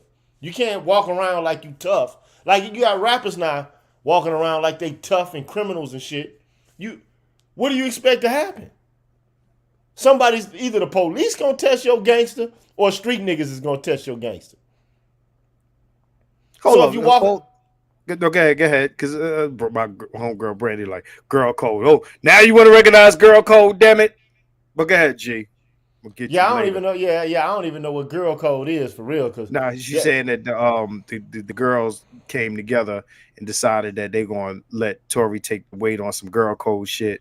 It's just funny. Yeah, but I mean, yeah. So yeah, women. All I can say is, man, Megan Thee Stallion was acting bad at the moment, probably. Like no man is going to get aggressive with a woman for no reason, for real. Mm-hmm. It was like Megan wasn't cheating. Right. You know what I'm saying? Like it wasn't Megan who was doing some old suspicious shit. Megan was She was down for the fuck. You know what I'm saying? So as a guy, I'm just like, hey, I'm chilling. You know what I'm saying? Like, I mean, unless Megan was at the party showing her ass off and, was some stud there who was getting ready to knock her down. But we don't see, what we heard is that Megan was, getting like upset because Kylie was throwing some rhythm Tory Lanez way. Right. And then, you already know if a woman feel like, oh, something that she claimed is hers, somebody else fucking around, dancing around her territory, then she gonna start acting the ass. So you already know how women can act the ass over something like that. Okay? They'll get mad at the other individual and get mad at the man. Okay? But women, women will fucking break your car windows out. They'll set shit on fire and all kind of shit if they find out a nigga cheating or whatever or they feel like they jealous over some sex. I done seen it on many occasions, whatever the case may be. No, of course, And but what reason would Tory have to initiate violence with Megan Thee Stallion? For what? That's my whole thing. What is the motive for him? Right, and to they start haven't violence. Right, they have not expressed that. I mean, we understand the motive between the two girls, what that motive, and the crazy thing to me is, with all of this that we know, that I mean, from what we can see from what they're doing, nobody's discussing that unless it's going to come up later. But it'd be crazy if this man does not get on the stand and defend himself unless his lawyers are telling him not to. But what's up? Talk to me. Yeah, but sometimes the defense will tell you we're not having you take the stand because you don't have to testify against yourself. Like, you know what I'm saying? The case, the prosecution has to basically establish that if the defense feels that their case is so weak, that's when they have the defendant testify. Typically, you know what I'm saying? Like if they feel like the testimony of the defendant can actually improve upon the case for the defense. But like, I'm like, man, look, Bitches be lying. Yeah, BBL. yeah. Bitches be That's. lying. I mean, they're human beings. Shit. I mean, of course they lie. You know what I'm saying? So at the end of the day, I don't know, man. We all speculating, right? But something is true about this. Something is true about what we're talking about. I can't say what it is, but all I can say is, what would Torey have as a motive for being violent with Megan if Megan did not get violent with him? And fuck all that. Believe women. Believe black women. The Man, I'm bitch so said he tired. did it. That nigga did that shit. I'm so tired of white bitches, man, trying to write these sob stories. But they do this shit. Yo, they kill me. They do this shit. And then they go home and make food for their happy husbands. They kick dust up over here. Why would they come kick dust up in the between black men and white and black women, and they go home and be and vote for their their conservative politicians and be happy over there? But Go ahead, man. The sad shit about it to me though is that we already know that Megan has a propensity for violence, not theatrically or artistically. She's on, like, we have a record of her on a DV case. And she admitted it. Like, I put a video out there over 2 years ago where she was like, I be racking his ass up. I was racking his ass up. In other words, I was assaulting this nigga. And she was laughing about the shit like that. Like, it was cool. Like, right. Yeah, I was doing that. But with the hand clapping energy. Gee, that's entertainment, though. See, we got a bunch of niggas sitting in court right now over some rap lyrics, right? Ain't they got Young Thug and them hemmed up over shit they said in a record? Ain't like part of this shit song lyrics that they got them hemmed up over? Man, ain't that part of their case? Hey, bro, I'm gonna talk about that shit tomorrow. I want you to come fuck with me if you want to, but see, my whole thing. Rico. By the way, I didn't mention this. Sorry, G. Tomorrow's my birthday. Oh, word. Happy birthday, kid. Sagittarius, half man, half horse. Y'all women know what it is. I got that Tory Lanez. I got that Tory Lanez. All right, so you like 6 feet, 6'2". Holla at the kid. I got that Tory Lanez. But yeah, man. Rico. You don't want to fuck with Rico. No, but it's some state Rico shit, man. Like, first of all I can say is, bro, I really want to do a show about this shit because and I ain't gonna let the cat out of the bag about all of what I have to say about it, but right. I just think the hip hop, man, is homoerotic music, man. I mean, and what I mean by that is the people who govern it and control it and who advertise and market it, they market this shit to teenagers. So and anybody that markets products to teenagers and they show people's bodies and shit, it's like the Backstreet Boys, K-pop, like the old Right On magazines with boys with their shirts off and shit like that. It's homoerotic. And it's a bunch of weirdos who govern it. And so I want you to think about the difference between hip hop or rap music right now and country music right now.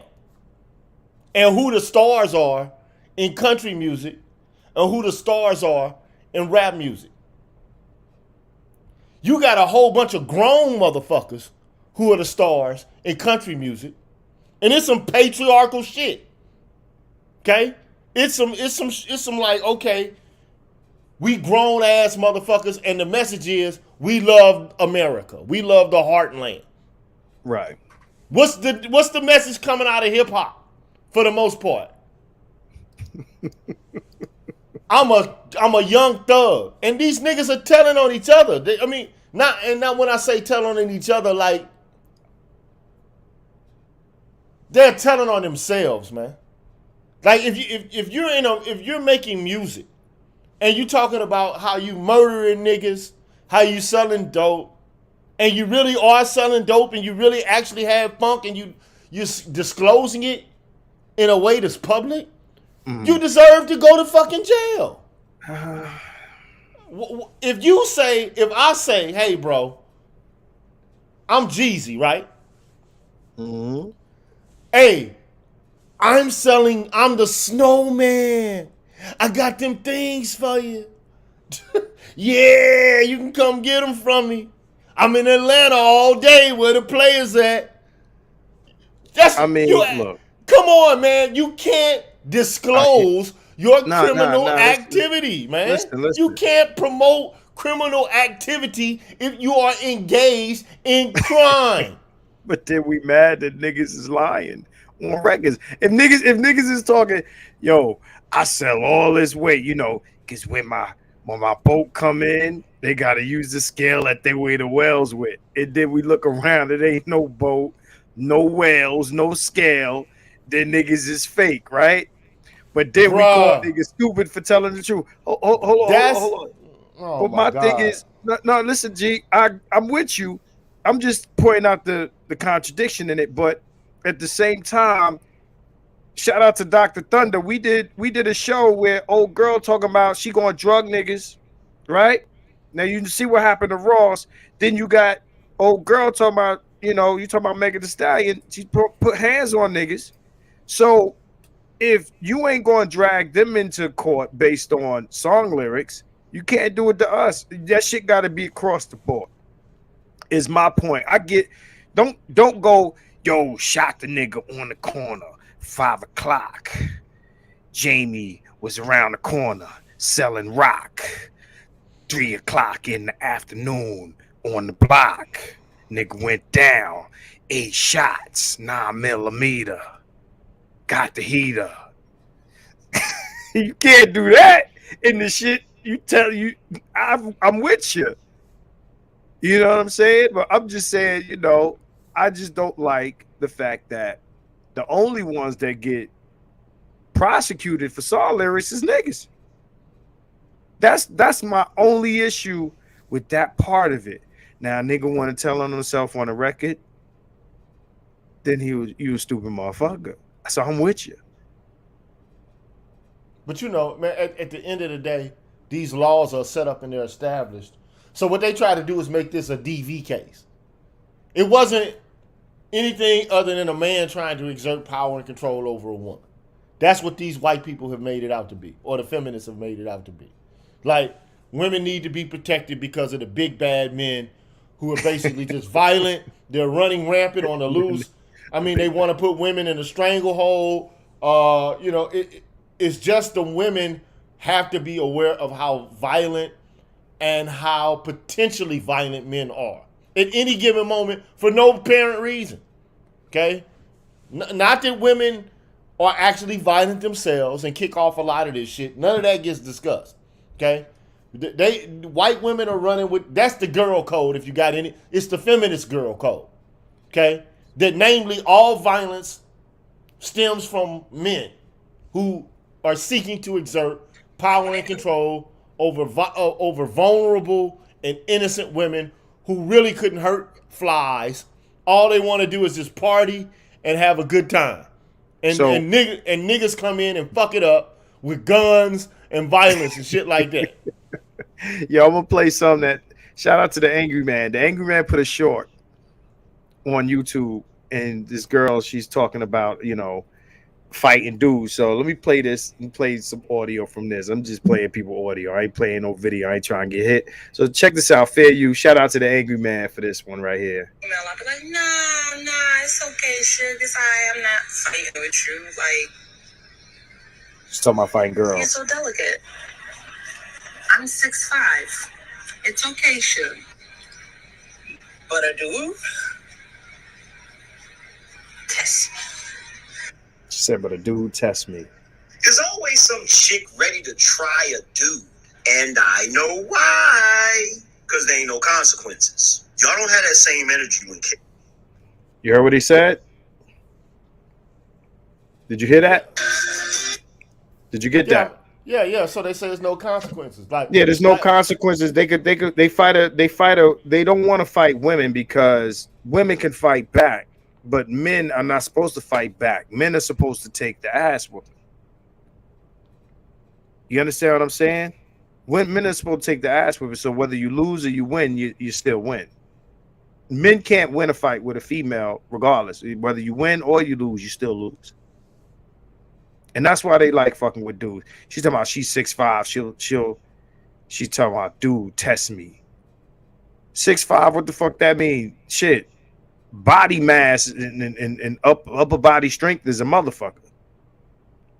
You be tall as shit. You fuck with the right dude. Okay? Upper body strength is a motherfucker. And speed. You're not built for this shit.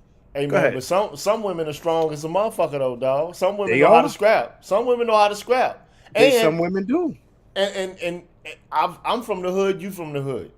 Right. I done seen girls go at it with each other. I done seen girls go at it with their cats, with their men. I done seen girls go at it with knives. I done seen girls break out the pistols out of their purse. Okay? I done see, we have videos right now where women just walk up to other women and straight blast them. Boom, booyakah. It's over. It's a wrap for the girl. We seen girls on videotape in what, Cabo or some shit, beat a bitch down to death. Yo, I just posted two articles on Facebook. Women killing other women. It's going up. Bit of Truth says that freestyle was horrible. You know these skills. Ask a Mary about these skills. Okay. But yeah, man. Yeah. I ain't gonna drag. Violence. Yeah, I'm not gonna drag this shit out all night, dog. All I wanted to say was, I don't give a fuck if Megan Thee Stallion did get shot. Fuck it. That's part of the game, bitch. Now you got some stripes. That's all you had to do is just sit on your stripes instead of doing circus all around the country talking about DV and how black women ain't protected. Bitch, you was out here the other day. Just it'd be different if you ain't have video basically showing and demonstrating that you a violent ass bitch. But you know what? Just like Angry Man said. And I've been saying the same shit. There is no responsibility, no accountability, no nothing, repercussions for these chicks when they do crazy ass shit. They got a blank check to do whatever the fuck they want. And until motherfuckers put it in check themselves and stop being simps and little bitch ass niggas and believing everything women say, we gonna continue to be in the same goddamn motherfucking rut. Bottom line. And until niggas can have ice in their veins, and white men too, because they the biggest simps on the fucking planet, man. They'll do anything for these bitches. I mean, any goddamn thing. You know what I'm saying? But yeah. Well, no, go ahead. Finish. No, all I'm saying is, we got evidence, bruh. I've been doing shows about this shit and I stopped doing them because I'm frankly tired of talking about the subject. Okay, right. But the reality is that women are just as likely, if not more likely, than men to commit acts of violence with their intimate partners. But this ain't even right. This is an intimate partner. These are people who've been intimate with each other. And that's why it's important that she lied about the relationship. That's why it's important, because it's motive. And why would you lie about that? Basically, you got videos and pictures and shit, or you just chilling with Torey. Everybody knows that you fucking the nigga when you got all these pictures out there where y'all just vibing and chilling and shit. Who the fucking takes pictures with somebody they just vibing and chilling with? I don't care if they entertainers or not. If they the opposite sex, y'all just taking pictures and selfies and shit. For what reason? At the crib. Right. Like y'all in just like private locations, your hair all frazzled and shit, and y'all taking selfies and shit. Come on, man. Looking like y'all just woke up. Bed all fucked up in the background. Bed all fucked up in the background. You know what I'm saying? And I'm just saying, man, we gotta stop. Like, hey, look. Morning blunt. Part of the whole fucking evolution of feminism to the point where it is that women have to be able to take the same consequences as men. But right now, men don't know how to fucking do it. All we know how to do is give women benefits. That's the equality that they give them. All the good shit men have, we're willing to say, oh, women, you can have access to that too. When it comes to the punishment and retribution and repercussions and consequences, oh no. Men do not see a means by which to make a bitch responsible for anything. Nigga, they just had a bitch that got out of prison 7 days ago. They put $250,000 on this bitch's Cash App, man. Yo, it's like what's his name said. Prison, I've said it. Prison Bay. I've said it a million times. You know, black men don't want to see women in distress. We just don't. You know, it's just like, you know, your 20-year attorney, lead attorney he said in the 20 years that he's been doing this, he said women know how to be savage with niggas, but niggas don't know how to be savage with women. This is a law professional that's saying this to you. This ain't, you know, anecdotal. My ass. He's a pro. He's a pro. And in the years and years of him seeing cases in and out, and he also said, he said to white men, he said, you got the most savage women. White women are motherfuckers out here. Let's start there.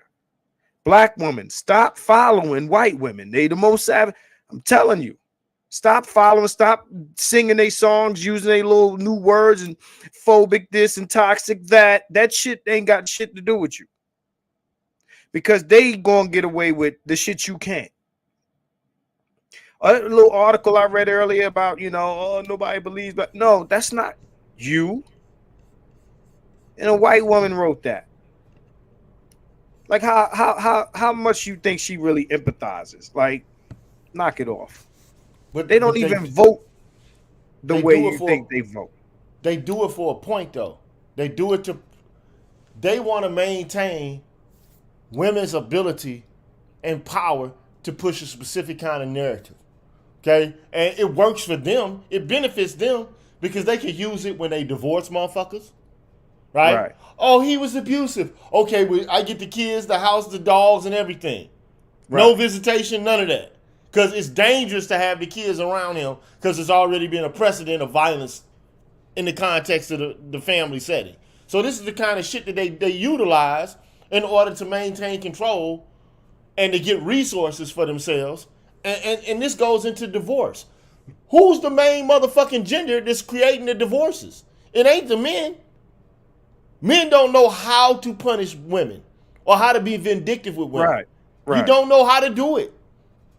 But I mean, so they argue the exact opposite. They argue that we're violent and we're vindictive and manipulative to women. When in actuality, if you just look at the facts, you'll see that it's actually to the contrary. It's the exact inverse.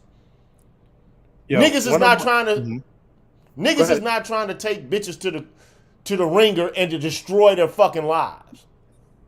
Niggas will just tell a woman, or men in general will tell a woman, get the fuck on, kick rocks, leave me alone.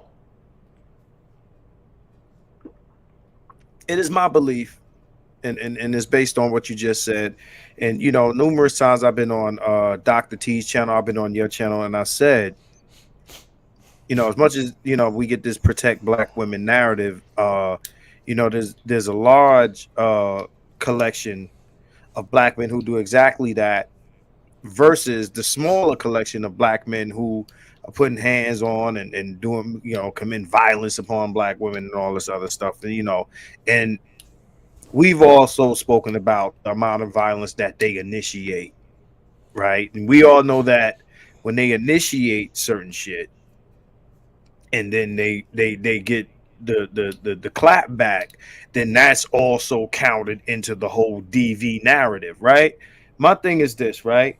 It is my belief, right, with all of the shit that we said tonight, it is my belief that Torey is trying to make it through this trial without being directly damaging to Meg. Because during the time when she was saying what she was saying about him, he was still putting out little statements, little positive statements. Shout out to G. I see you, G. He was putting out little positive statements while she's trying to get this dude sent up for a dub. He's saying little things, little positive things, you know, trying to keep it cool, keep it. Oh yeah, you know, this, that, and third. Like, I think he's trying to do the Sean Poe, where he's trying to make it through this whole ordeal without implicating her in something. and he's maybe at the expense of like handicapping his own defense. You understand what I'm saying? Hold on, let me read this, right? Because I want to read this and I want to respond to it. Said men are biologically predisposed to simping. Women's high and soft voice and soft baby-like features causes us to overlook them as threats. Now add on socialized simping from single mothers in society. I really disagree with this. What's up? I really disagree with this. Well, Shout out to Maul, and I rarely disagree with Maul. The second half of it makes sense to me. I think this is more about socialization because when you go to the East, this is a Western thing. When you go to the East side of the world, you get less of this simping shit. You get less of this shit when you go to the Eastern Hemisphere. And that's why I don't look at it as a biological thing, because when you go to other cultures, you see less of this shit. This is a Western white man thing that we're on here.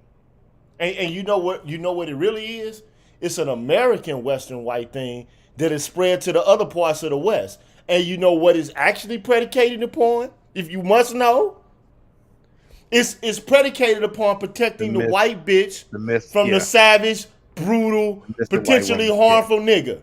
Is that Victorian myth? Yeah. It's all about protecting these bitches from savage masculinity, which actually is black masculinity. It's protecting them from being harmed and hurt because they're the reproducers of whiteness in the country that created white supremacy. This country created white supremacy. Okay? This is the place where it came from. Okay? Where the whole concept of whiteness developed after Bacon's Rebellion. Okay? So this is the place that inspired Nazi Germany to create the fucking Holocaust, or to create a eugenics-based or a racially stratified Germany. Okay? So at the end of the day, now you're seeing the value system of white female power, which is supposed to be predicated upon her virtue and her pristine, morality, which she has not, because she's a fucking filthy rapist, just like the men were, because they owned slaves and were able to do freaky deaky shit to their slaves, just like the male slaves were.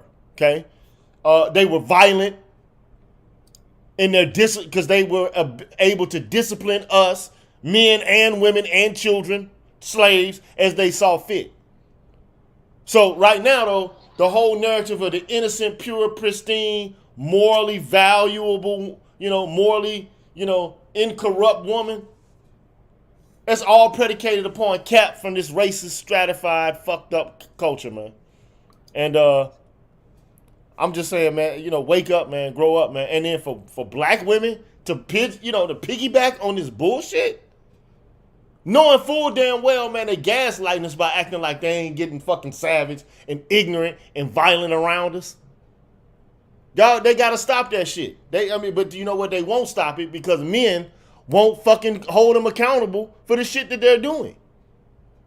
This shit is relative. Mm-hmm. This shit, man, back in the day, if a woman got out of line and wanted to fucking start smacking niggas around or smacking a man around, a man will smack her ass back. You got movies and shit in the 40s and 50s where if a chick acting crazy and want to get hysterical, they call it getting hysterical. Oh, you getting hysterical? They'll smack the shit out of her ass and then she'll sit down. You know what I mean? I feel you. I'm gonna bring in Maul. Maul, this was Jan 4777. He made the statement. So I'm gonna put this on screen as he speaks on it. So let's go ahead, bro. All right. It was good. Happy birthday to you, man. I appreciate that. Sadie's in the building. I hear what y'all saying, and this is where I disagree. All right. So we can look at history and we can tell that men don't treat women the same way they treat other men.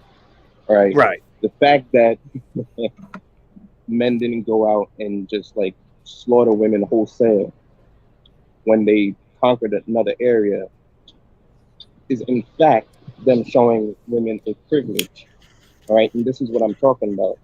It was also a study that was done on terms of like the fact that if you have like a higher pitched voice, men don't actually like listen to that. Right. So, and the part of the reason that they don't listen to it is because it's not perceived as threatening. Like the deeper voice, things more identified with men. Like Gigi talks about it a lot, like outgroup male aggression. Women are not getting that. All right. So that would be a form of simping because you're not treating the other sex equally to how you would treat men. Right? There's a privilege there, inbuilt. And this is what I'm talking about when I say biologically. I understand what you're saying.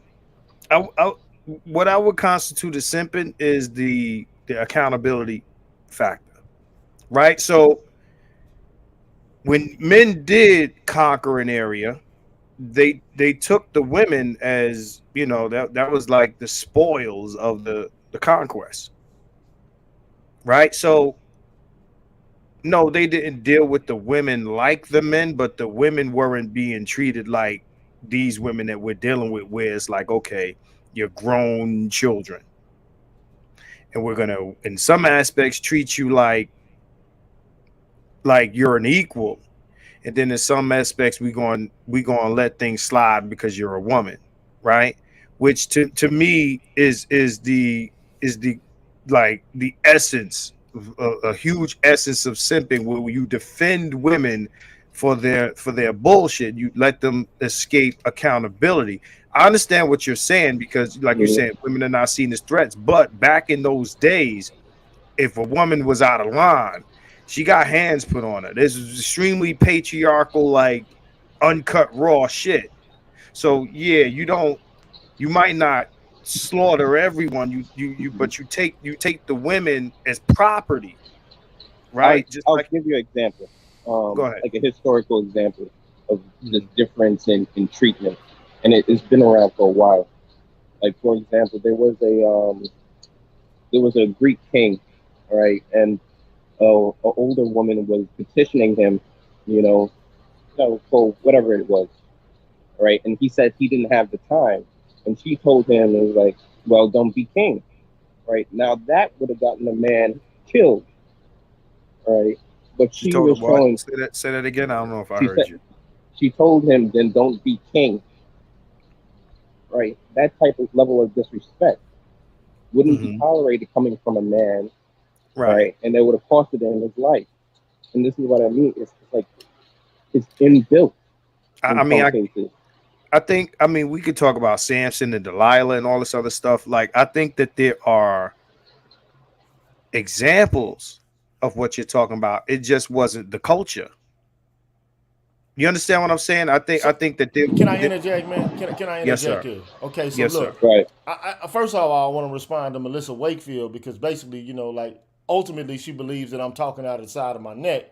When in actuality, look, I've been studying gender. Like I have basically a certificate in women and gender studies. Like I know what I'm talking about when it comes to gender related issues on a graduate level. And I also Was she directing that to you? Yeah, she was directing it at me because I talked about white supremacy. I went from Megan Thee Stallion, and I talked about womanhood and the virtue and the kind of morality that's centered around women and how people perceive it and how they characterize it and how it basically came out of the West, specifically the United States, as women being virtuous as opposed to being savage and uncivilized like black women, and particularly how they have to be protected from black men. Okay, this has always been the case in America. Okay, and the virtue of women was basically upheld by what? Going to lynch niggas, right? Isn't that what happened? Isn't that the case with Emmett Till?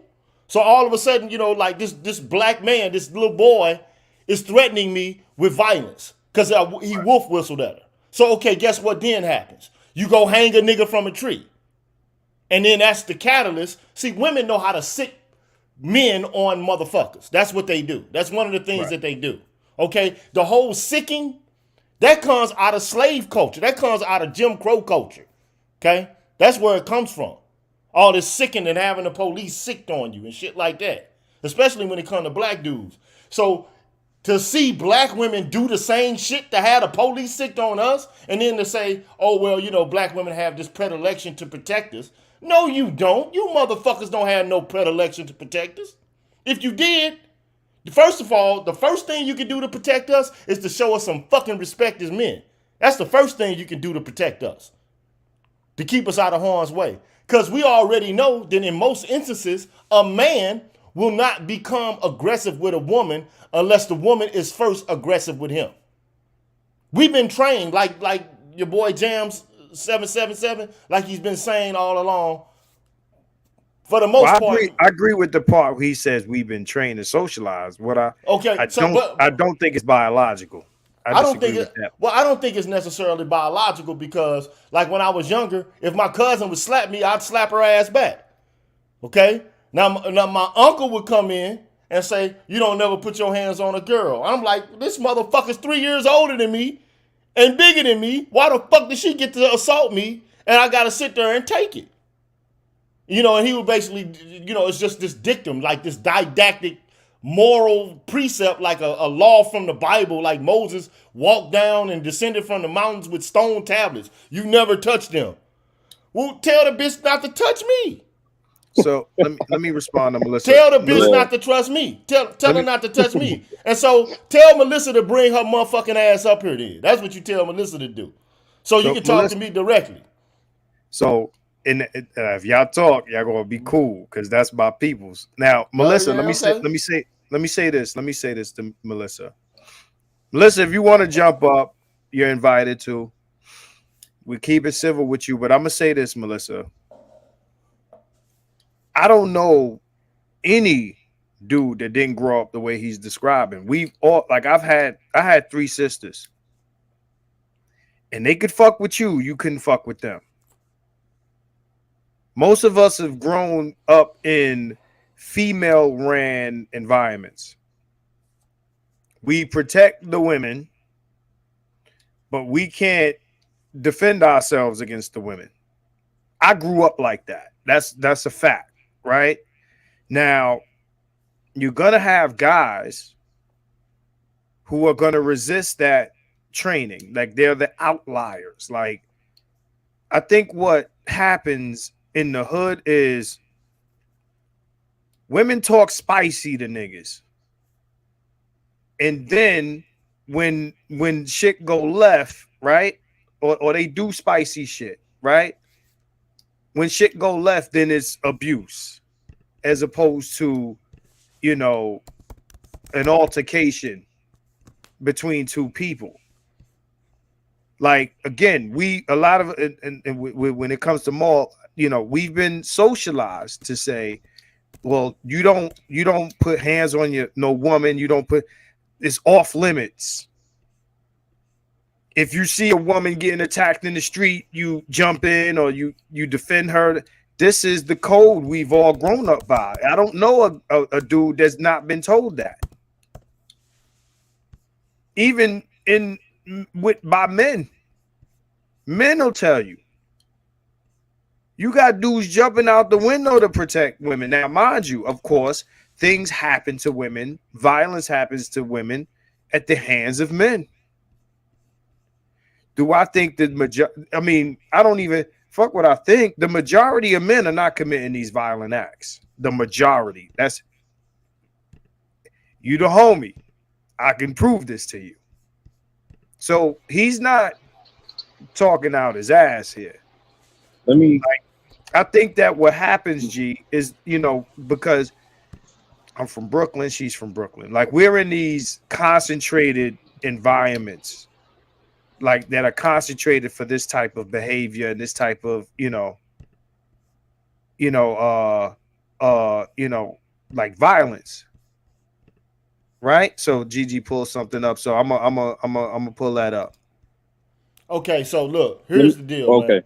So this is an annotated bibliography with over 343 sources that basically demonstrates that women are as physically aggressive as men or more in their relationships with their spouses or opposite sex partners.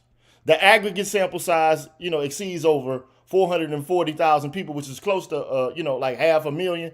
But if anybody knows anything about, research and the inductive or the scientific method and falsification, that's a large ass sample population. Okay. And the studies are here. We have over 40 years of research which demonstrates that women will fucking assault you. Now, this is not predicated upon, advocacy groups or feminist political philosophy or, any kind of, like propaganda. This is straight up social scientific research that's been done for over 40 to 50 years. If you look at the articles, you'll see they go back as far as damn near 1988 and probably even beyond that. Okay? So all I'm just saying is we already know that women can be violent and aggressive in the context of relationships. Bottom fucking line. And when they do, they feel like nothing is supposed to happen to them.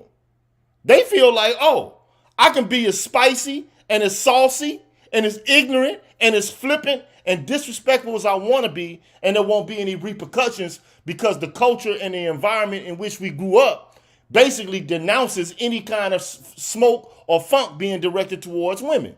But at the end of the day, you got to think about it. Day after day, men are being bombarded with messages basically about how strong women are, how capable women are, how, resilient they are. You got women in movies and shit like the Woman King, and you got movies with women, just beating the shit out of men. And then you ask the question, you wonder why these guys now, especially the younger generation of guys, is smacking the shit out of women because basically you done made the sexes equal. But now you don't want them to be equal. You want them to be equal when it comes to the perks of manhood, like getting good jobs and having money and shit like that. But then when it comes to punishment and burdens and shit like that, you don't want to take on them. All you want to do is like cafeteria style, a la carte style. I pick the best shit out of the gender I want. It's like, you searching through a motherfucking Amazon site trying to pick out the shit that you like the most. But the shit that you don't like, you want to extract away from it. Like you could just excise it like it's fat that you about to, trim off the lean cut of meat that you want to put in the fucking skillet. Life don't work like that, man. Men have motherfucking responsibilities and burdens. And if you want to step into masculinity, you got to take on them fucking burdens. Just like a nigga would. And if you want to step into some man with the masculine energy and act like you a boss bitch, more and more boss bitches gonna get their asses smacked up. It just is what it is. And I am angry. Why? I mean, so should I not be angry? And then you calling grown niggas, you in a man space calling niggas grown ass men boys and shit. And you using motherfucking all caps when you talking. I don't know who she is, dog, but she in the wrong space to be calling niggas boys. Let me catch up with these comments, right? So Ed, what up, Ed? He said, nigga, you got men saying women are good mothers after killing their children, right? Shout out to Romello for this, like, this is a birthday gift. So I gotta shout him out. Said, for your birthday, Gigi and all the other OGs in the chat, brother, I appreciate you. I thank you.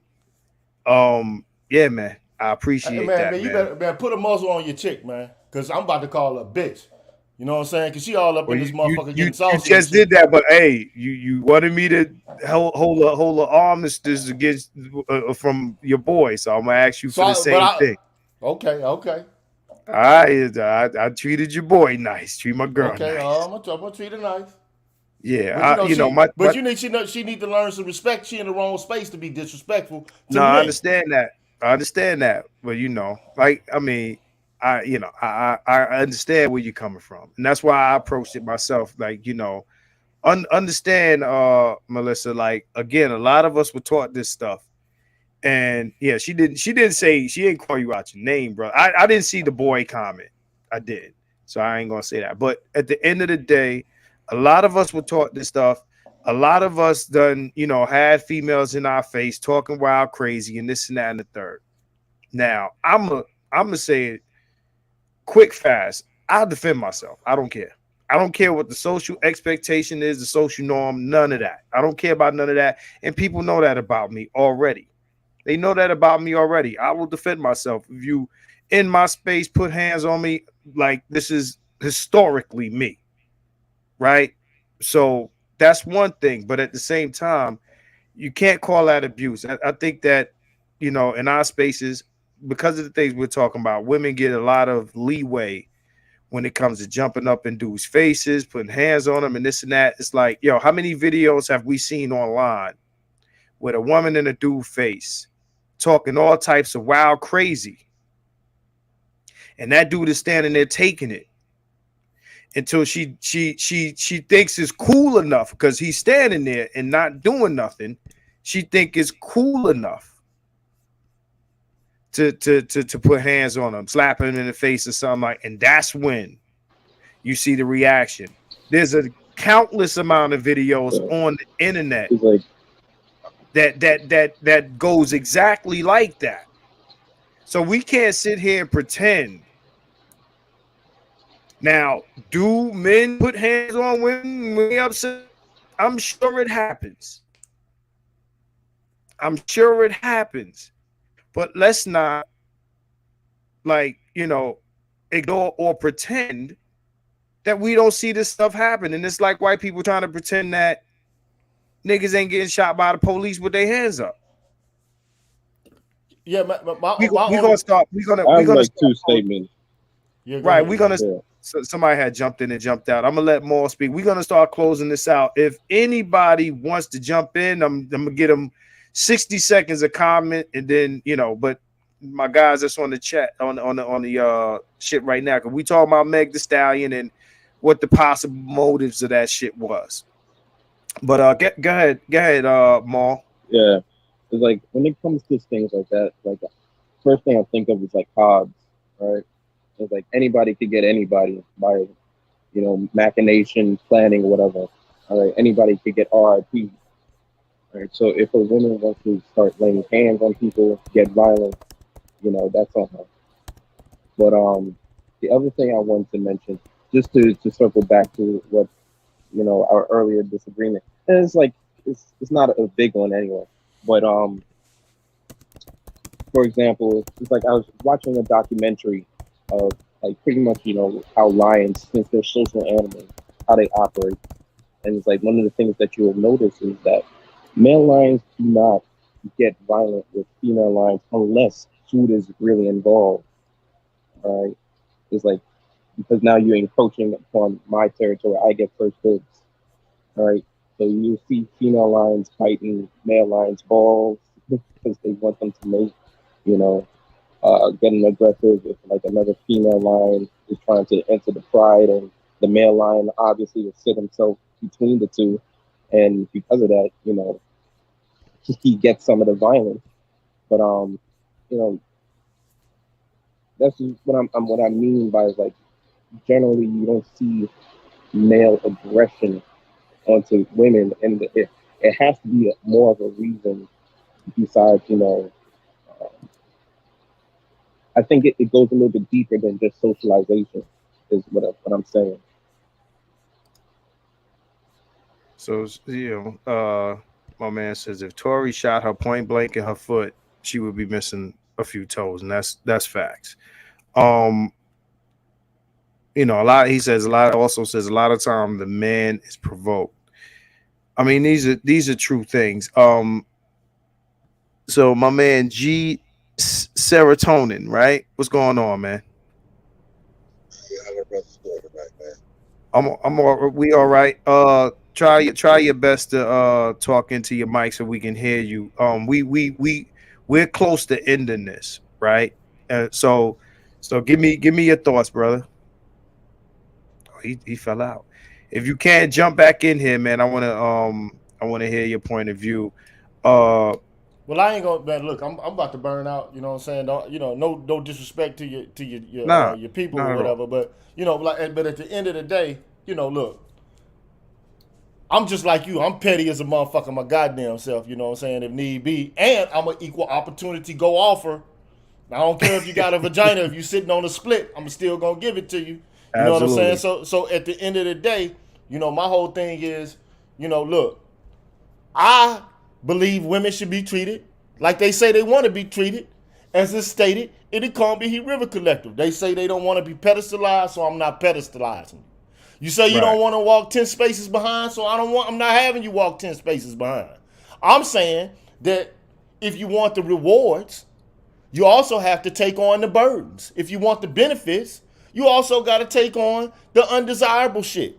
You can't just have all the good shit flow into you and then blame men for everything that's malevolent and pernicious and fucked up in the world and say that, you know, you're sugar and spice and everything nice and that, you know, you have this veneer of innocence around you when underneath really actually we know it's just as nasty as everything else. We human beings. And, you know, it's just time for women to just be responsible and accountable for the fucked up shit that they do, just like men are always held accountable for. But it just does not happen. In this case, with all of these white women coming in, trying to wrap their arms around Megan Thee Stallion, you don't see motherfucker. If Chris Brown caught a case today and he got shot by a woman, do you think that motherfucking the same groups of persons will come now and say some shit like, oh, well, you know, men are protecting women. You know, we got to watch out for the violence that women commit upon men. And Nah. there have been years in the black community, I think it was like from 74 to 86, where the biggest committers of domestic homicide or intimate partner homicide were black women. They were the leading killers of intimate partners. But nobody even discusses or talks about this shit because white women, in particular the white women who created and came up with all of this bullshit, her name is Ellen Pence. She came up with the whole concept of power and control. And that's why men commit acts of violence. Okay? Now, eventually, this woman herself recanted in an article called Some Thoughts on Philosophy in a journal entitled Coordinating Community Responses to Domestic Violence. She basically said we were lying about the whole fucking thing. Okay? But the lie still persists, and it's ingrained into popular culture now. So, I'm just saying, 2 tears in a bucket, man. Megan got shot in the foot. You lucky you ain't dead. If it was some pistol play involved, I'd take that and walk on to the bank. Just keep, you know, why all of this bullshit centered around violence towards women when we already know more than likely, man, Megan was cutting up and that's why her ass got fucked up. If Megan was being cool, got her ass and sat down in the car and wasn't causing no problems, everybody probably would have had a good night. But no, Megan had to show her ass and be a savage. And when she got treated like a savage, because you know savages bring that negativity right back to them, right? Because if you're looking for it, you're going to find it. If you put it out there, you're going to get it in return. So she was putting all that savage shit out there, and the savage shit came back to her. Now she wants to rest in womanhood. In particular, she wants to rest in the innocence of white womanhood, which is all women basically are imitating that bullshit. We're all pure and virtuous and pristine. We couldn't hurt a fly. Bullshit. Just like my boy said, hApp said, anybody can kill anybody with either secret machination or if they catch them off guard. That's the Leviathan right there. And a woman can do the same shit and have done it. So ask me if I give a fuck about Meg being the one shot. Niggas get, like, what's the name of that movie, Paid in Full, where Cameron said niggas get shot every day, B? Motherfuckers get shot every day, B. So a woman now I'm supposed to be like all of a sudden super sensitive about it now? Shit, motherfuckers get shot every day, B. I appreciate you, bro. I'm gonna start wrapping this up. I don't know what happened to Maul. If you want to jump back in, Maul, you feel free to jump back in. But I'm gonna start wrapping this up. Oh, okay. Yo, thank you for jumping in here, bro. I appreciate it. You know what I'm saying? As usual, GG dropping the shit. But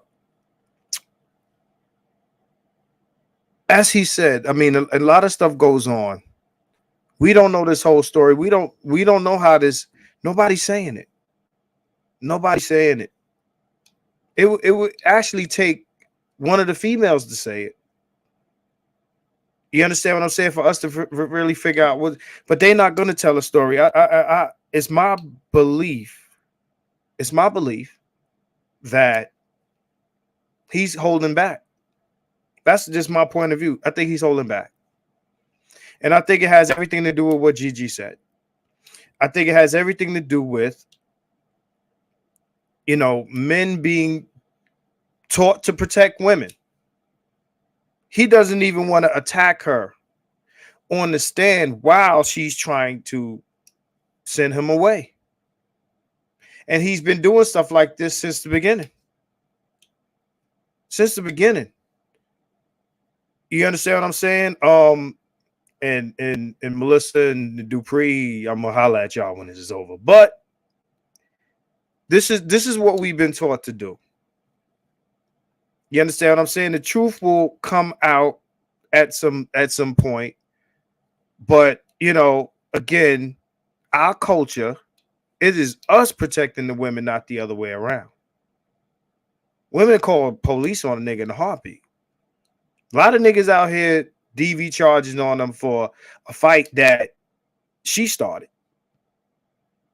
Okay? A fight that she started. Now, we ain't saying, again, that shit don't go down the other way.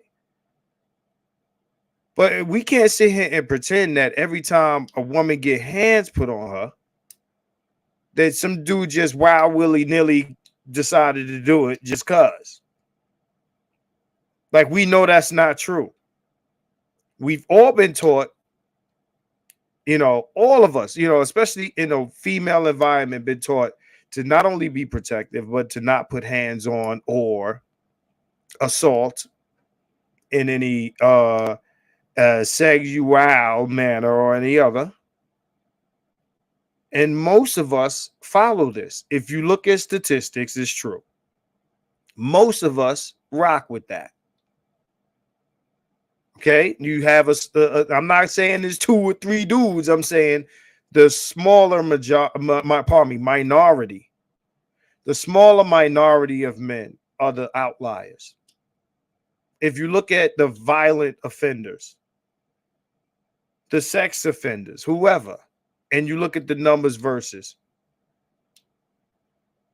to be honest, that 9 times out of 10, when it comes time for women to get told they got to protect somebody, is usually a woman telling that girl or that woman to be quiet because it's your uncle or you're this or you're that, because granny or auntie or somebody else is telling you to be quiet.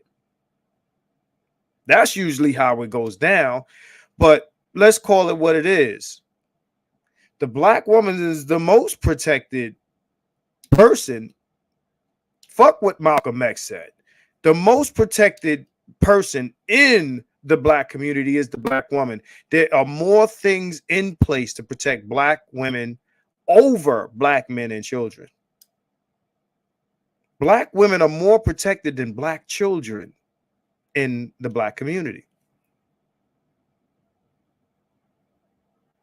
They kill more children and abuse more children in the black community. This is truth. And if anybody, challenges that, go look it up.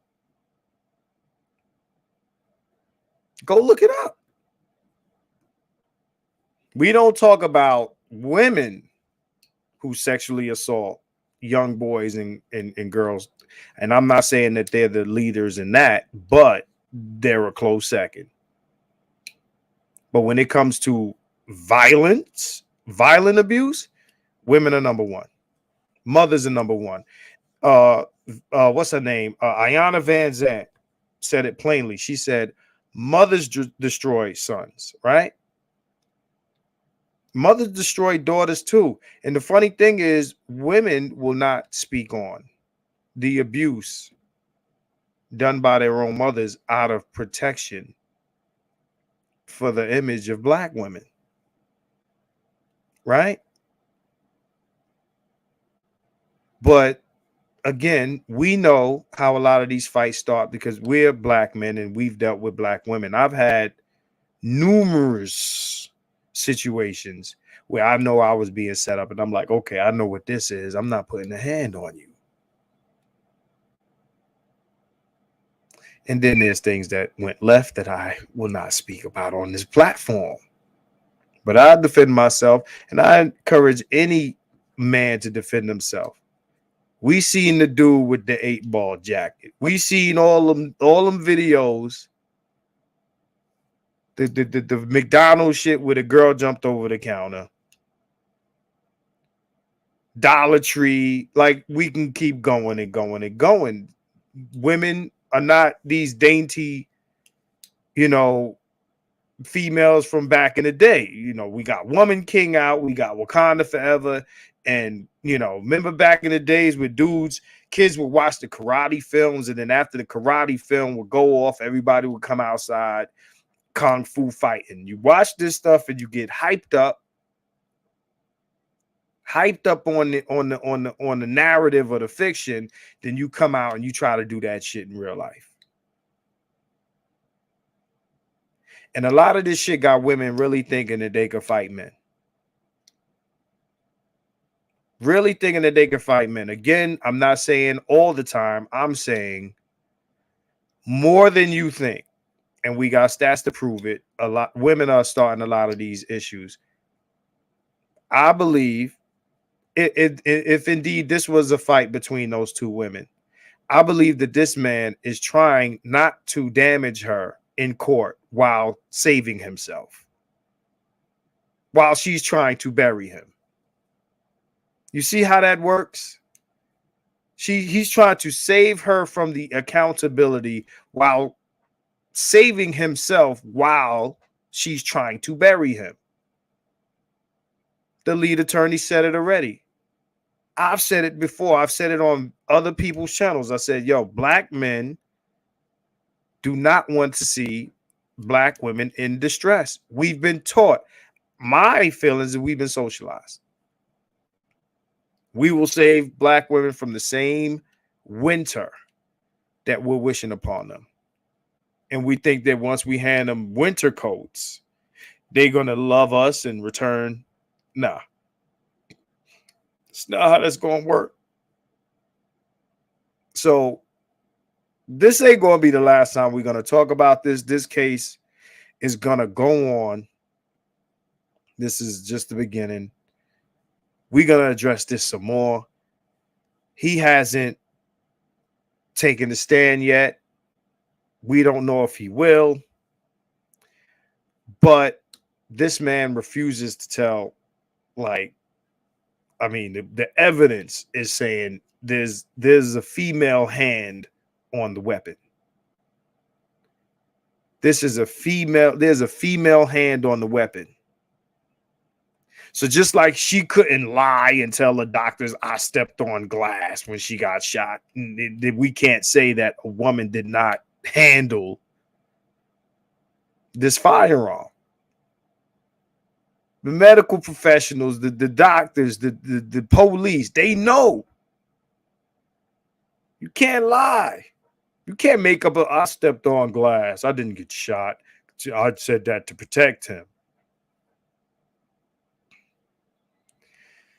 If you ain't subscribed to the channel already, please hit the subscribe button. If you ain't, hit the like button. Please do it now. We 2 hours and 43 minutes in. I'm about to set y'all free to your Saturday nights. This was Saturday Night Live. Keep it 100. My name is Marcus Aurelius. Thanks to everybody for joining me. It's 15 minutes to 9 p.m., which is midnight on the East Coast. So it'll be my East Coast birthday in 15 minutes. I appreciate y'all for kicking it with me. After I jump off of here, I'm going to do nothing, but we will continue this conversation. To my members, I'm going to jump onto a member stream probably tomorrow and say some uncut shit. So if you are a member of this channel, look out for a notification. I'm going to call names in a member stream that has something to do with last week. All right. I appreciate y'all, all the members, everybody else. Thank you for all the super chats. Shout out to Romello. I appreciate you, bro. Shout out to my man Gerald Toma. Shout out to my man Deuce One. All right. Shin Jedi, Nobi, I see you. Dupree, you already know we gonna talk about this. I'm mad you ain't jump in on here, man, but you know, we need another late night twerk session video coming up soon. 100, y'all. We gonna see how this goes. We gonna crack this case. Peace, y'all.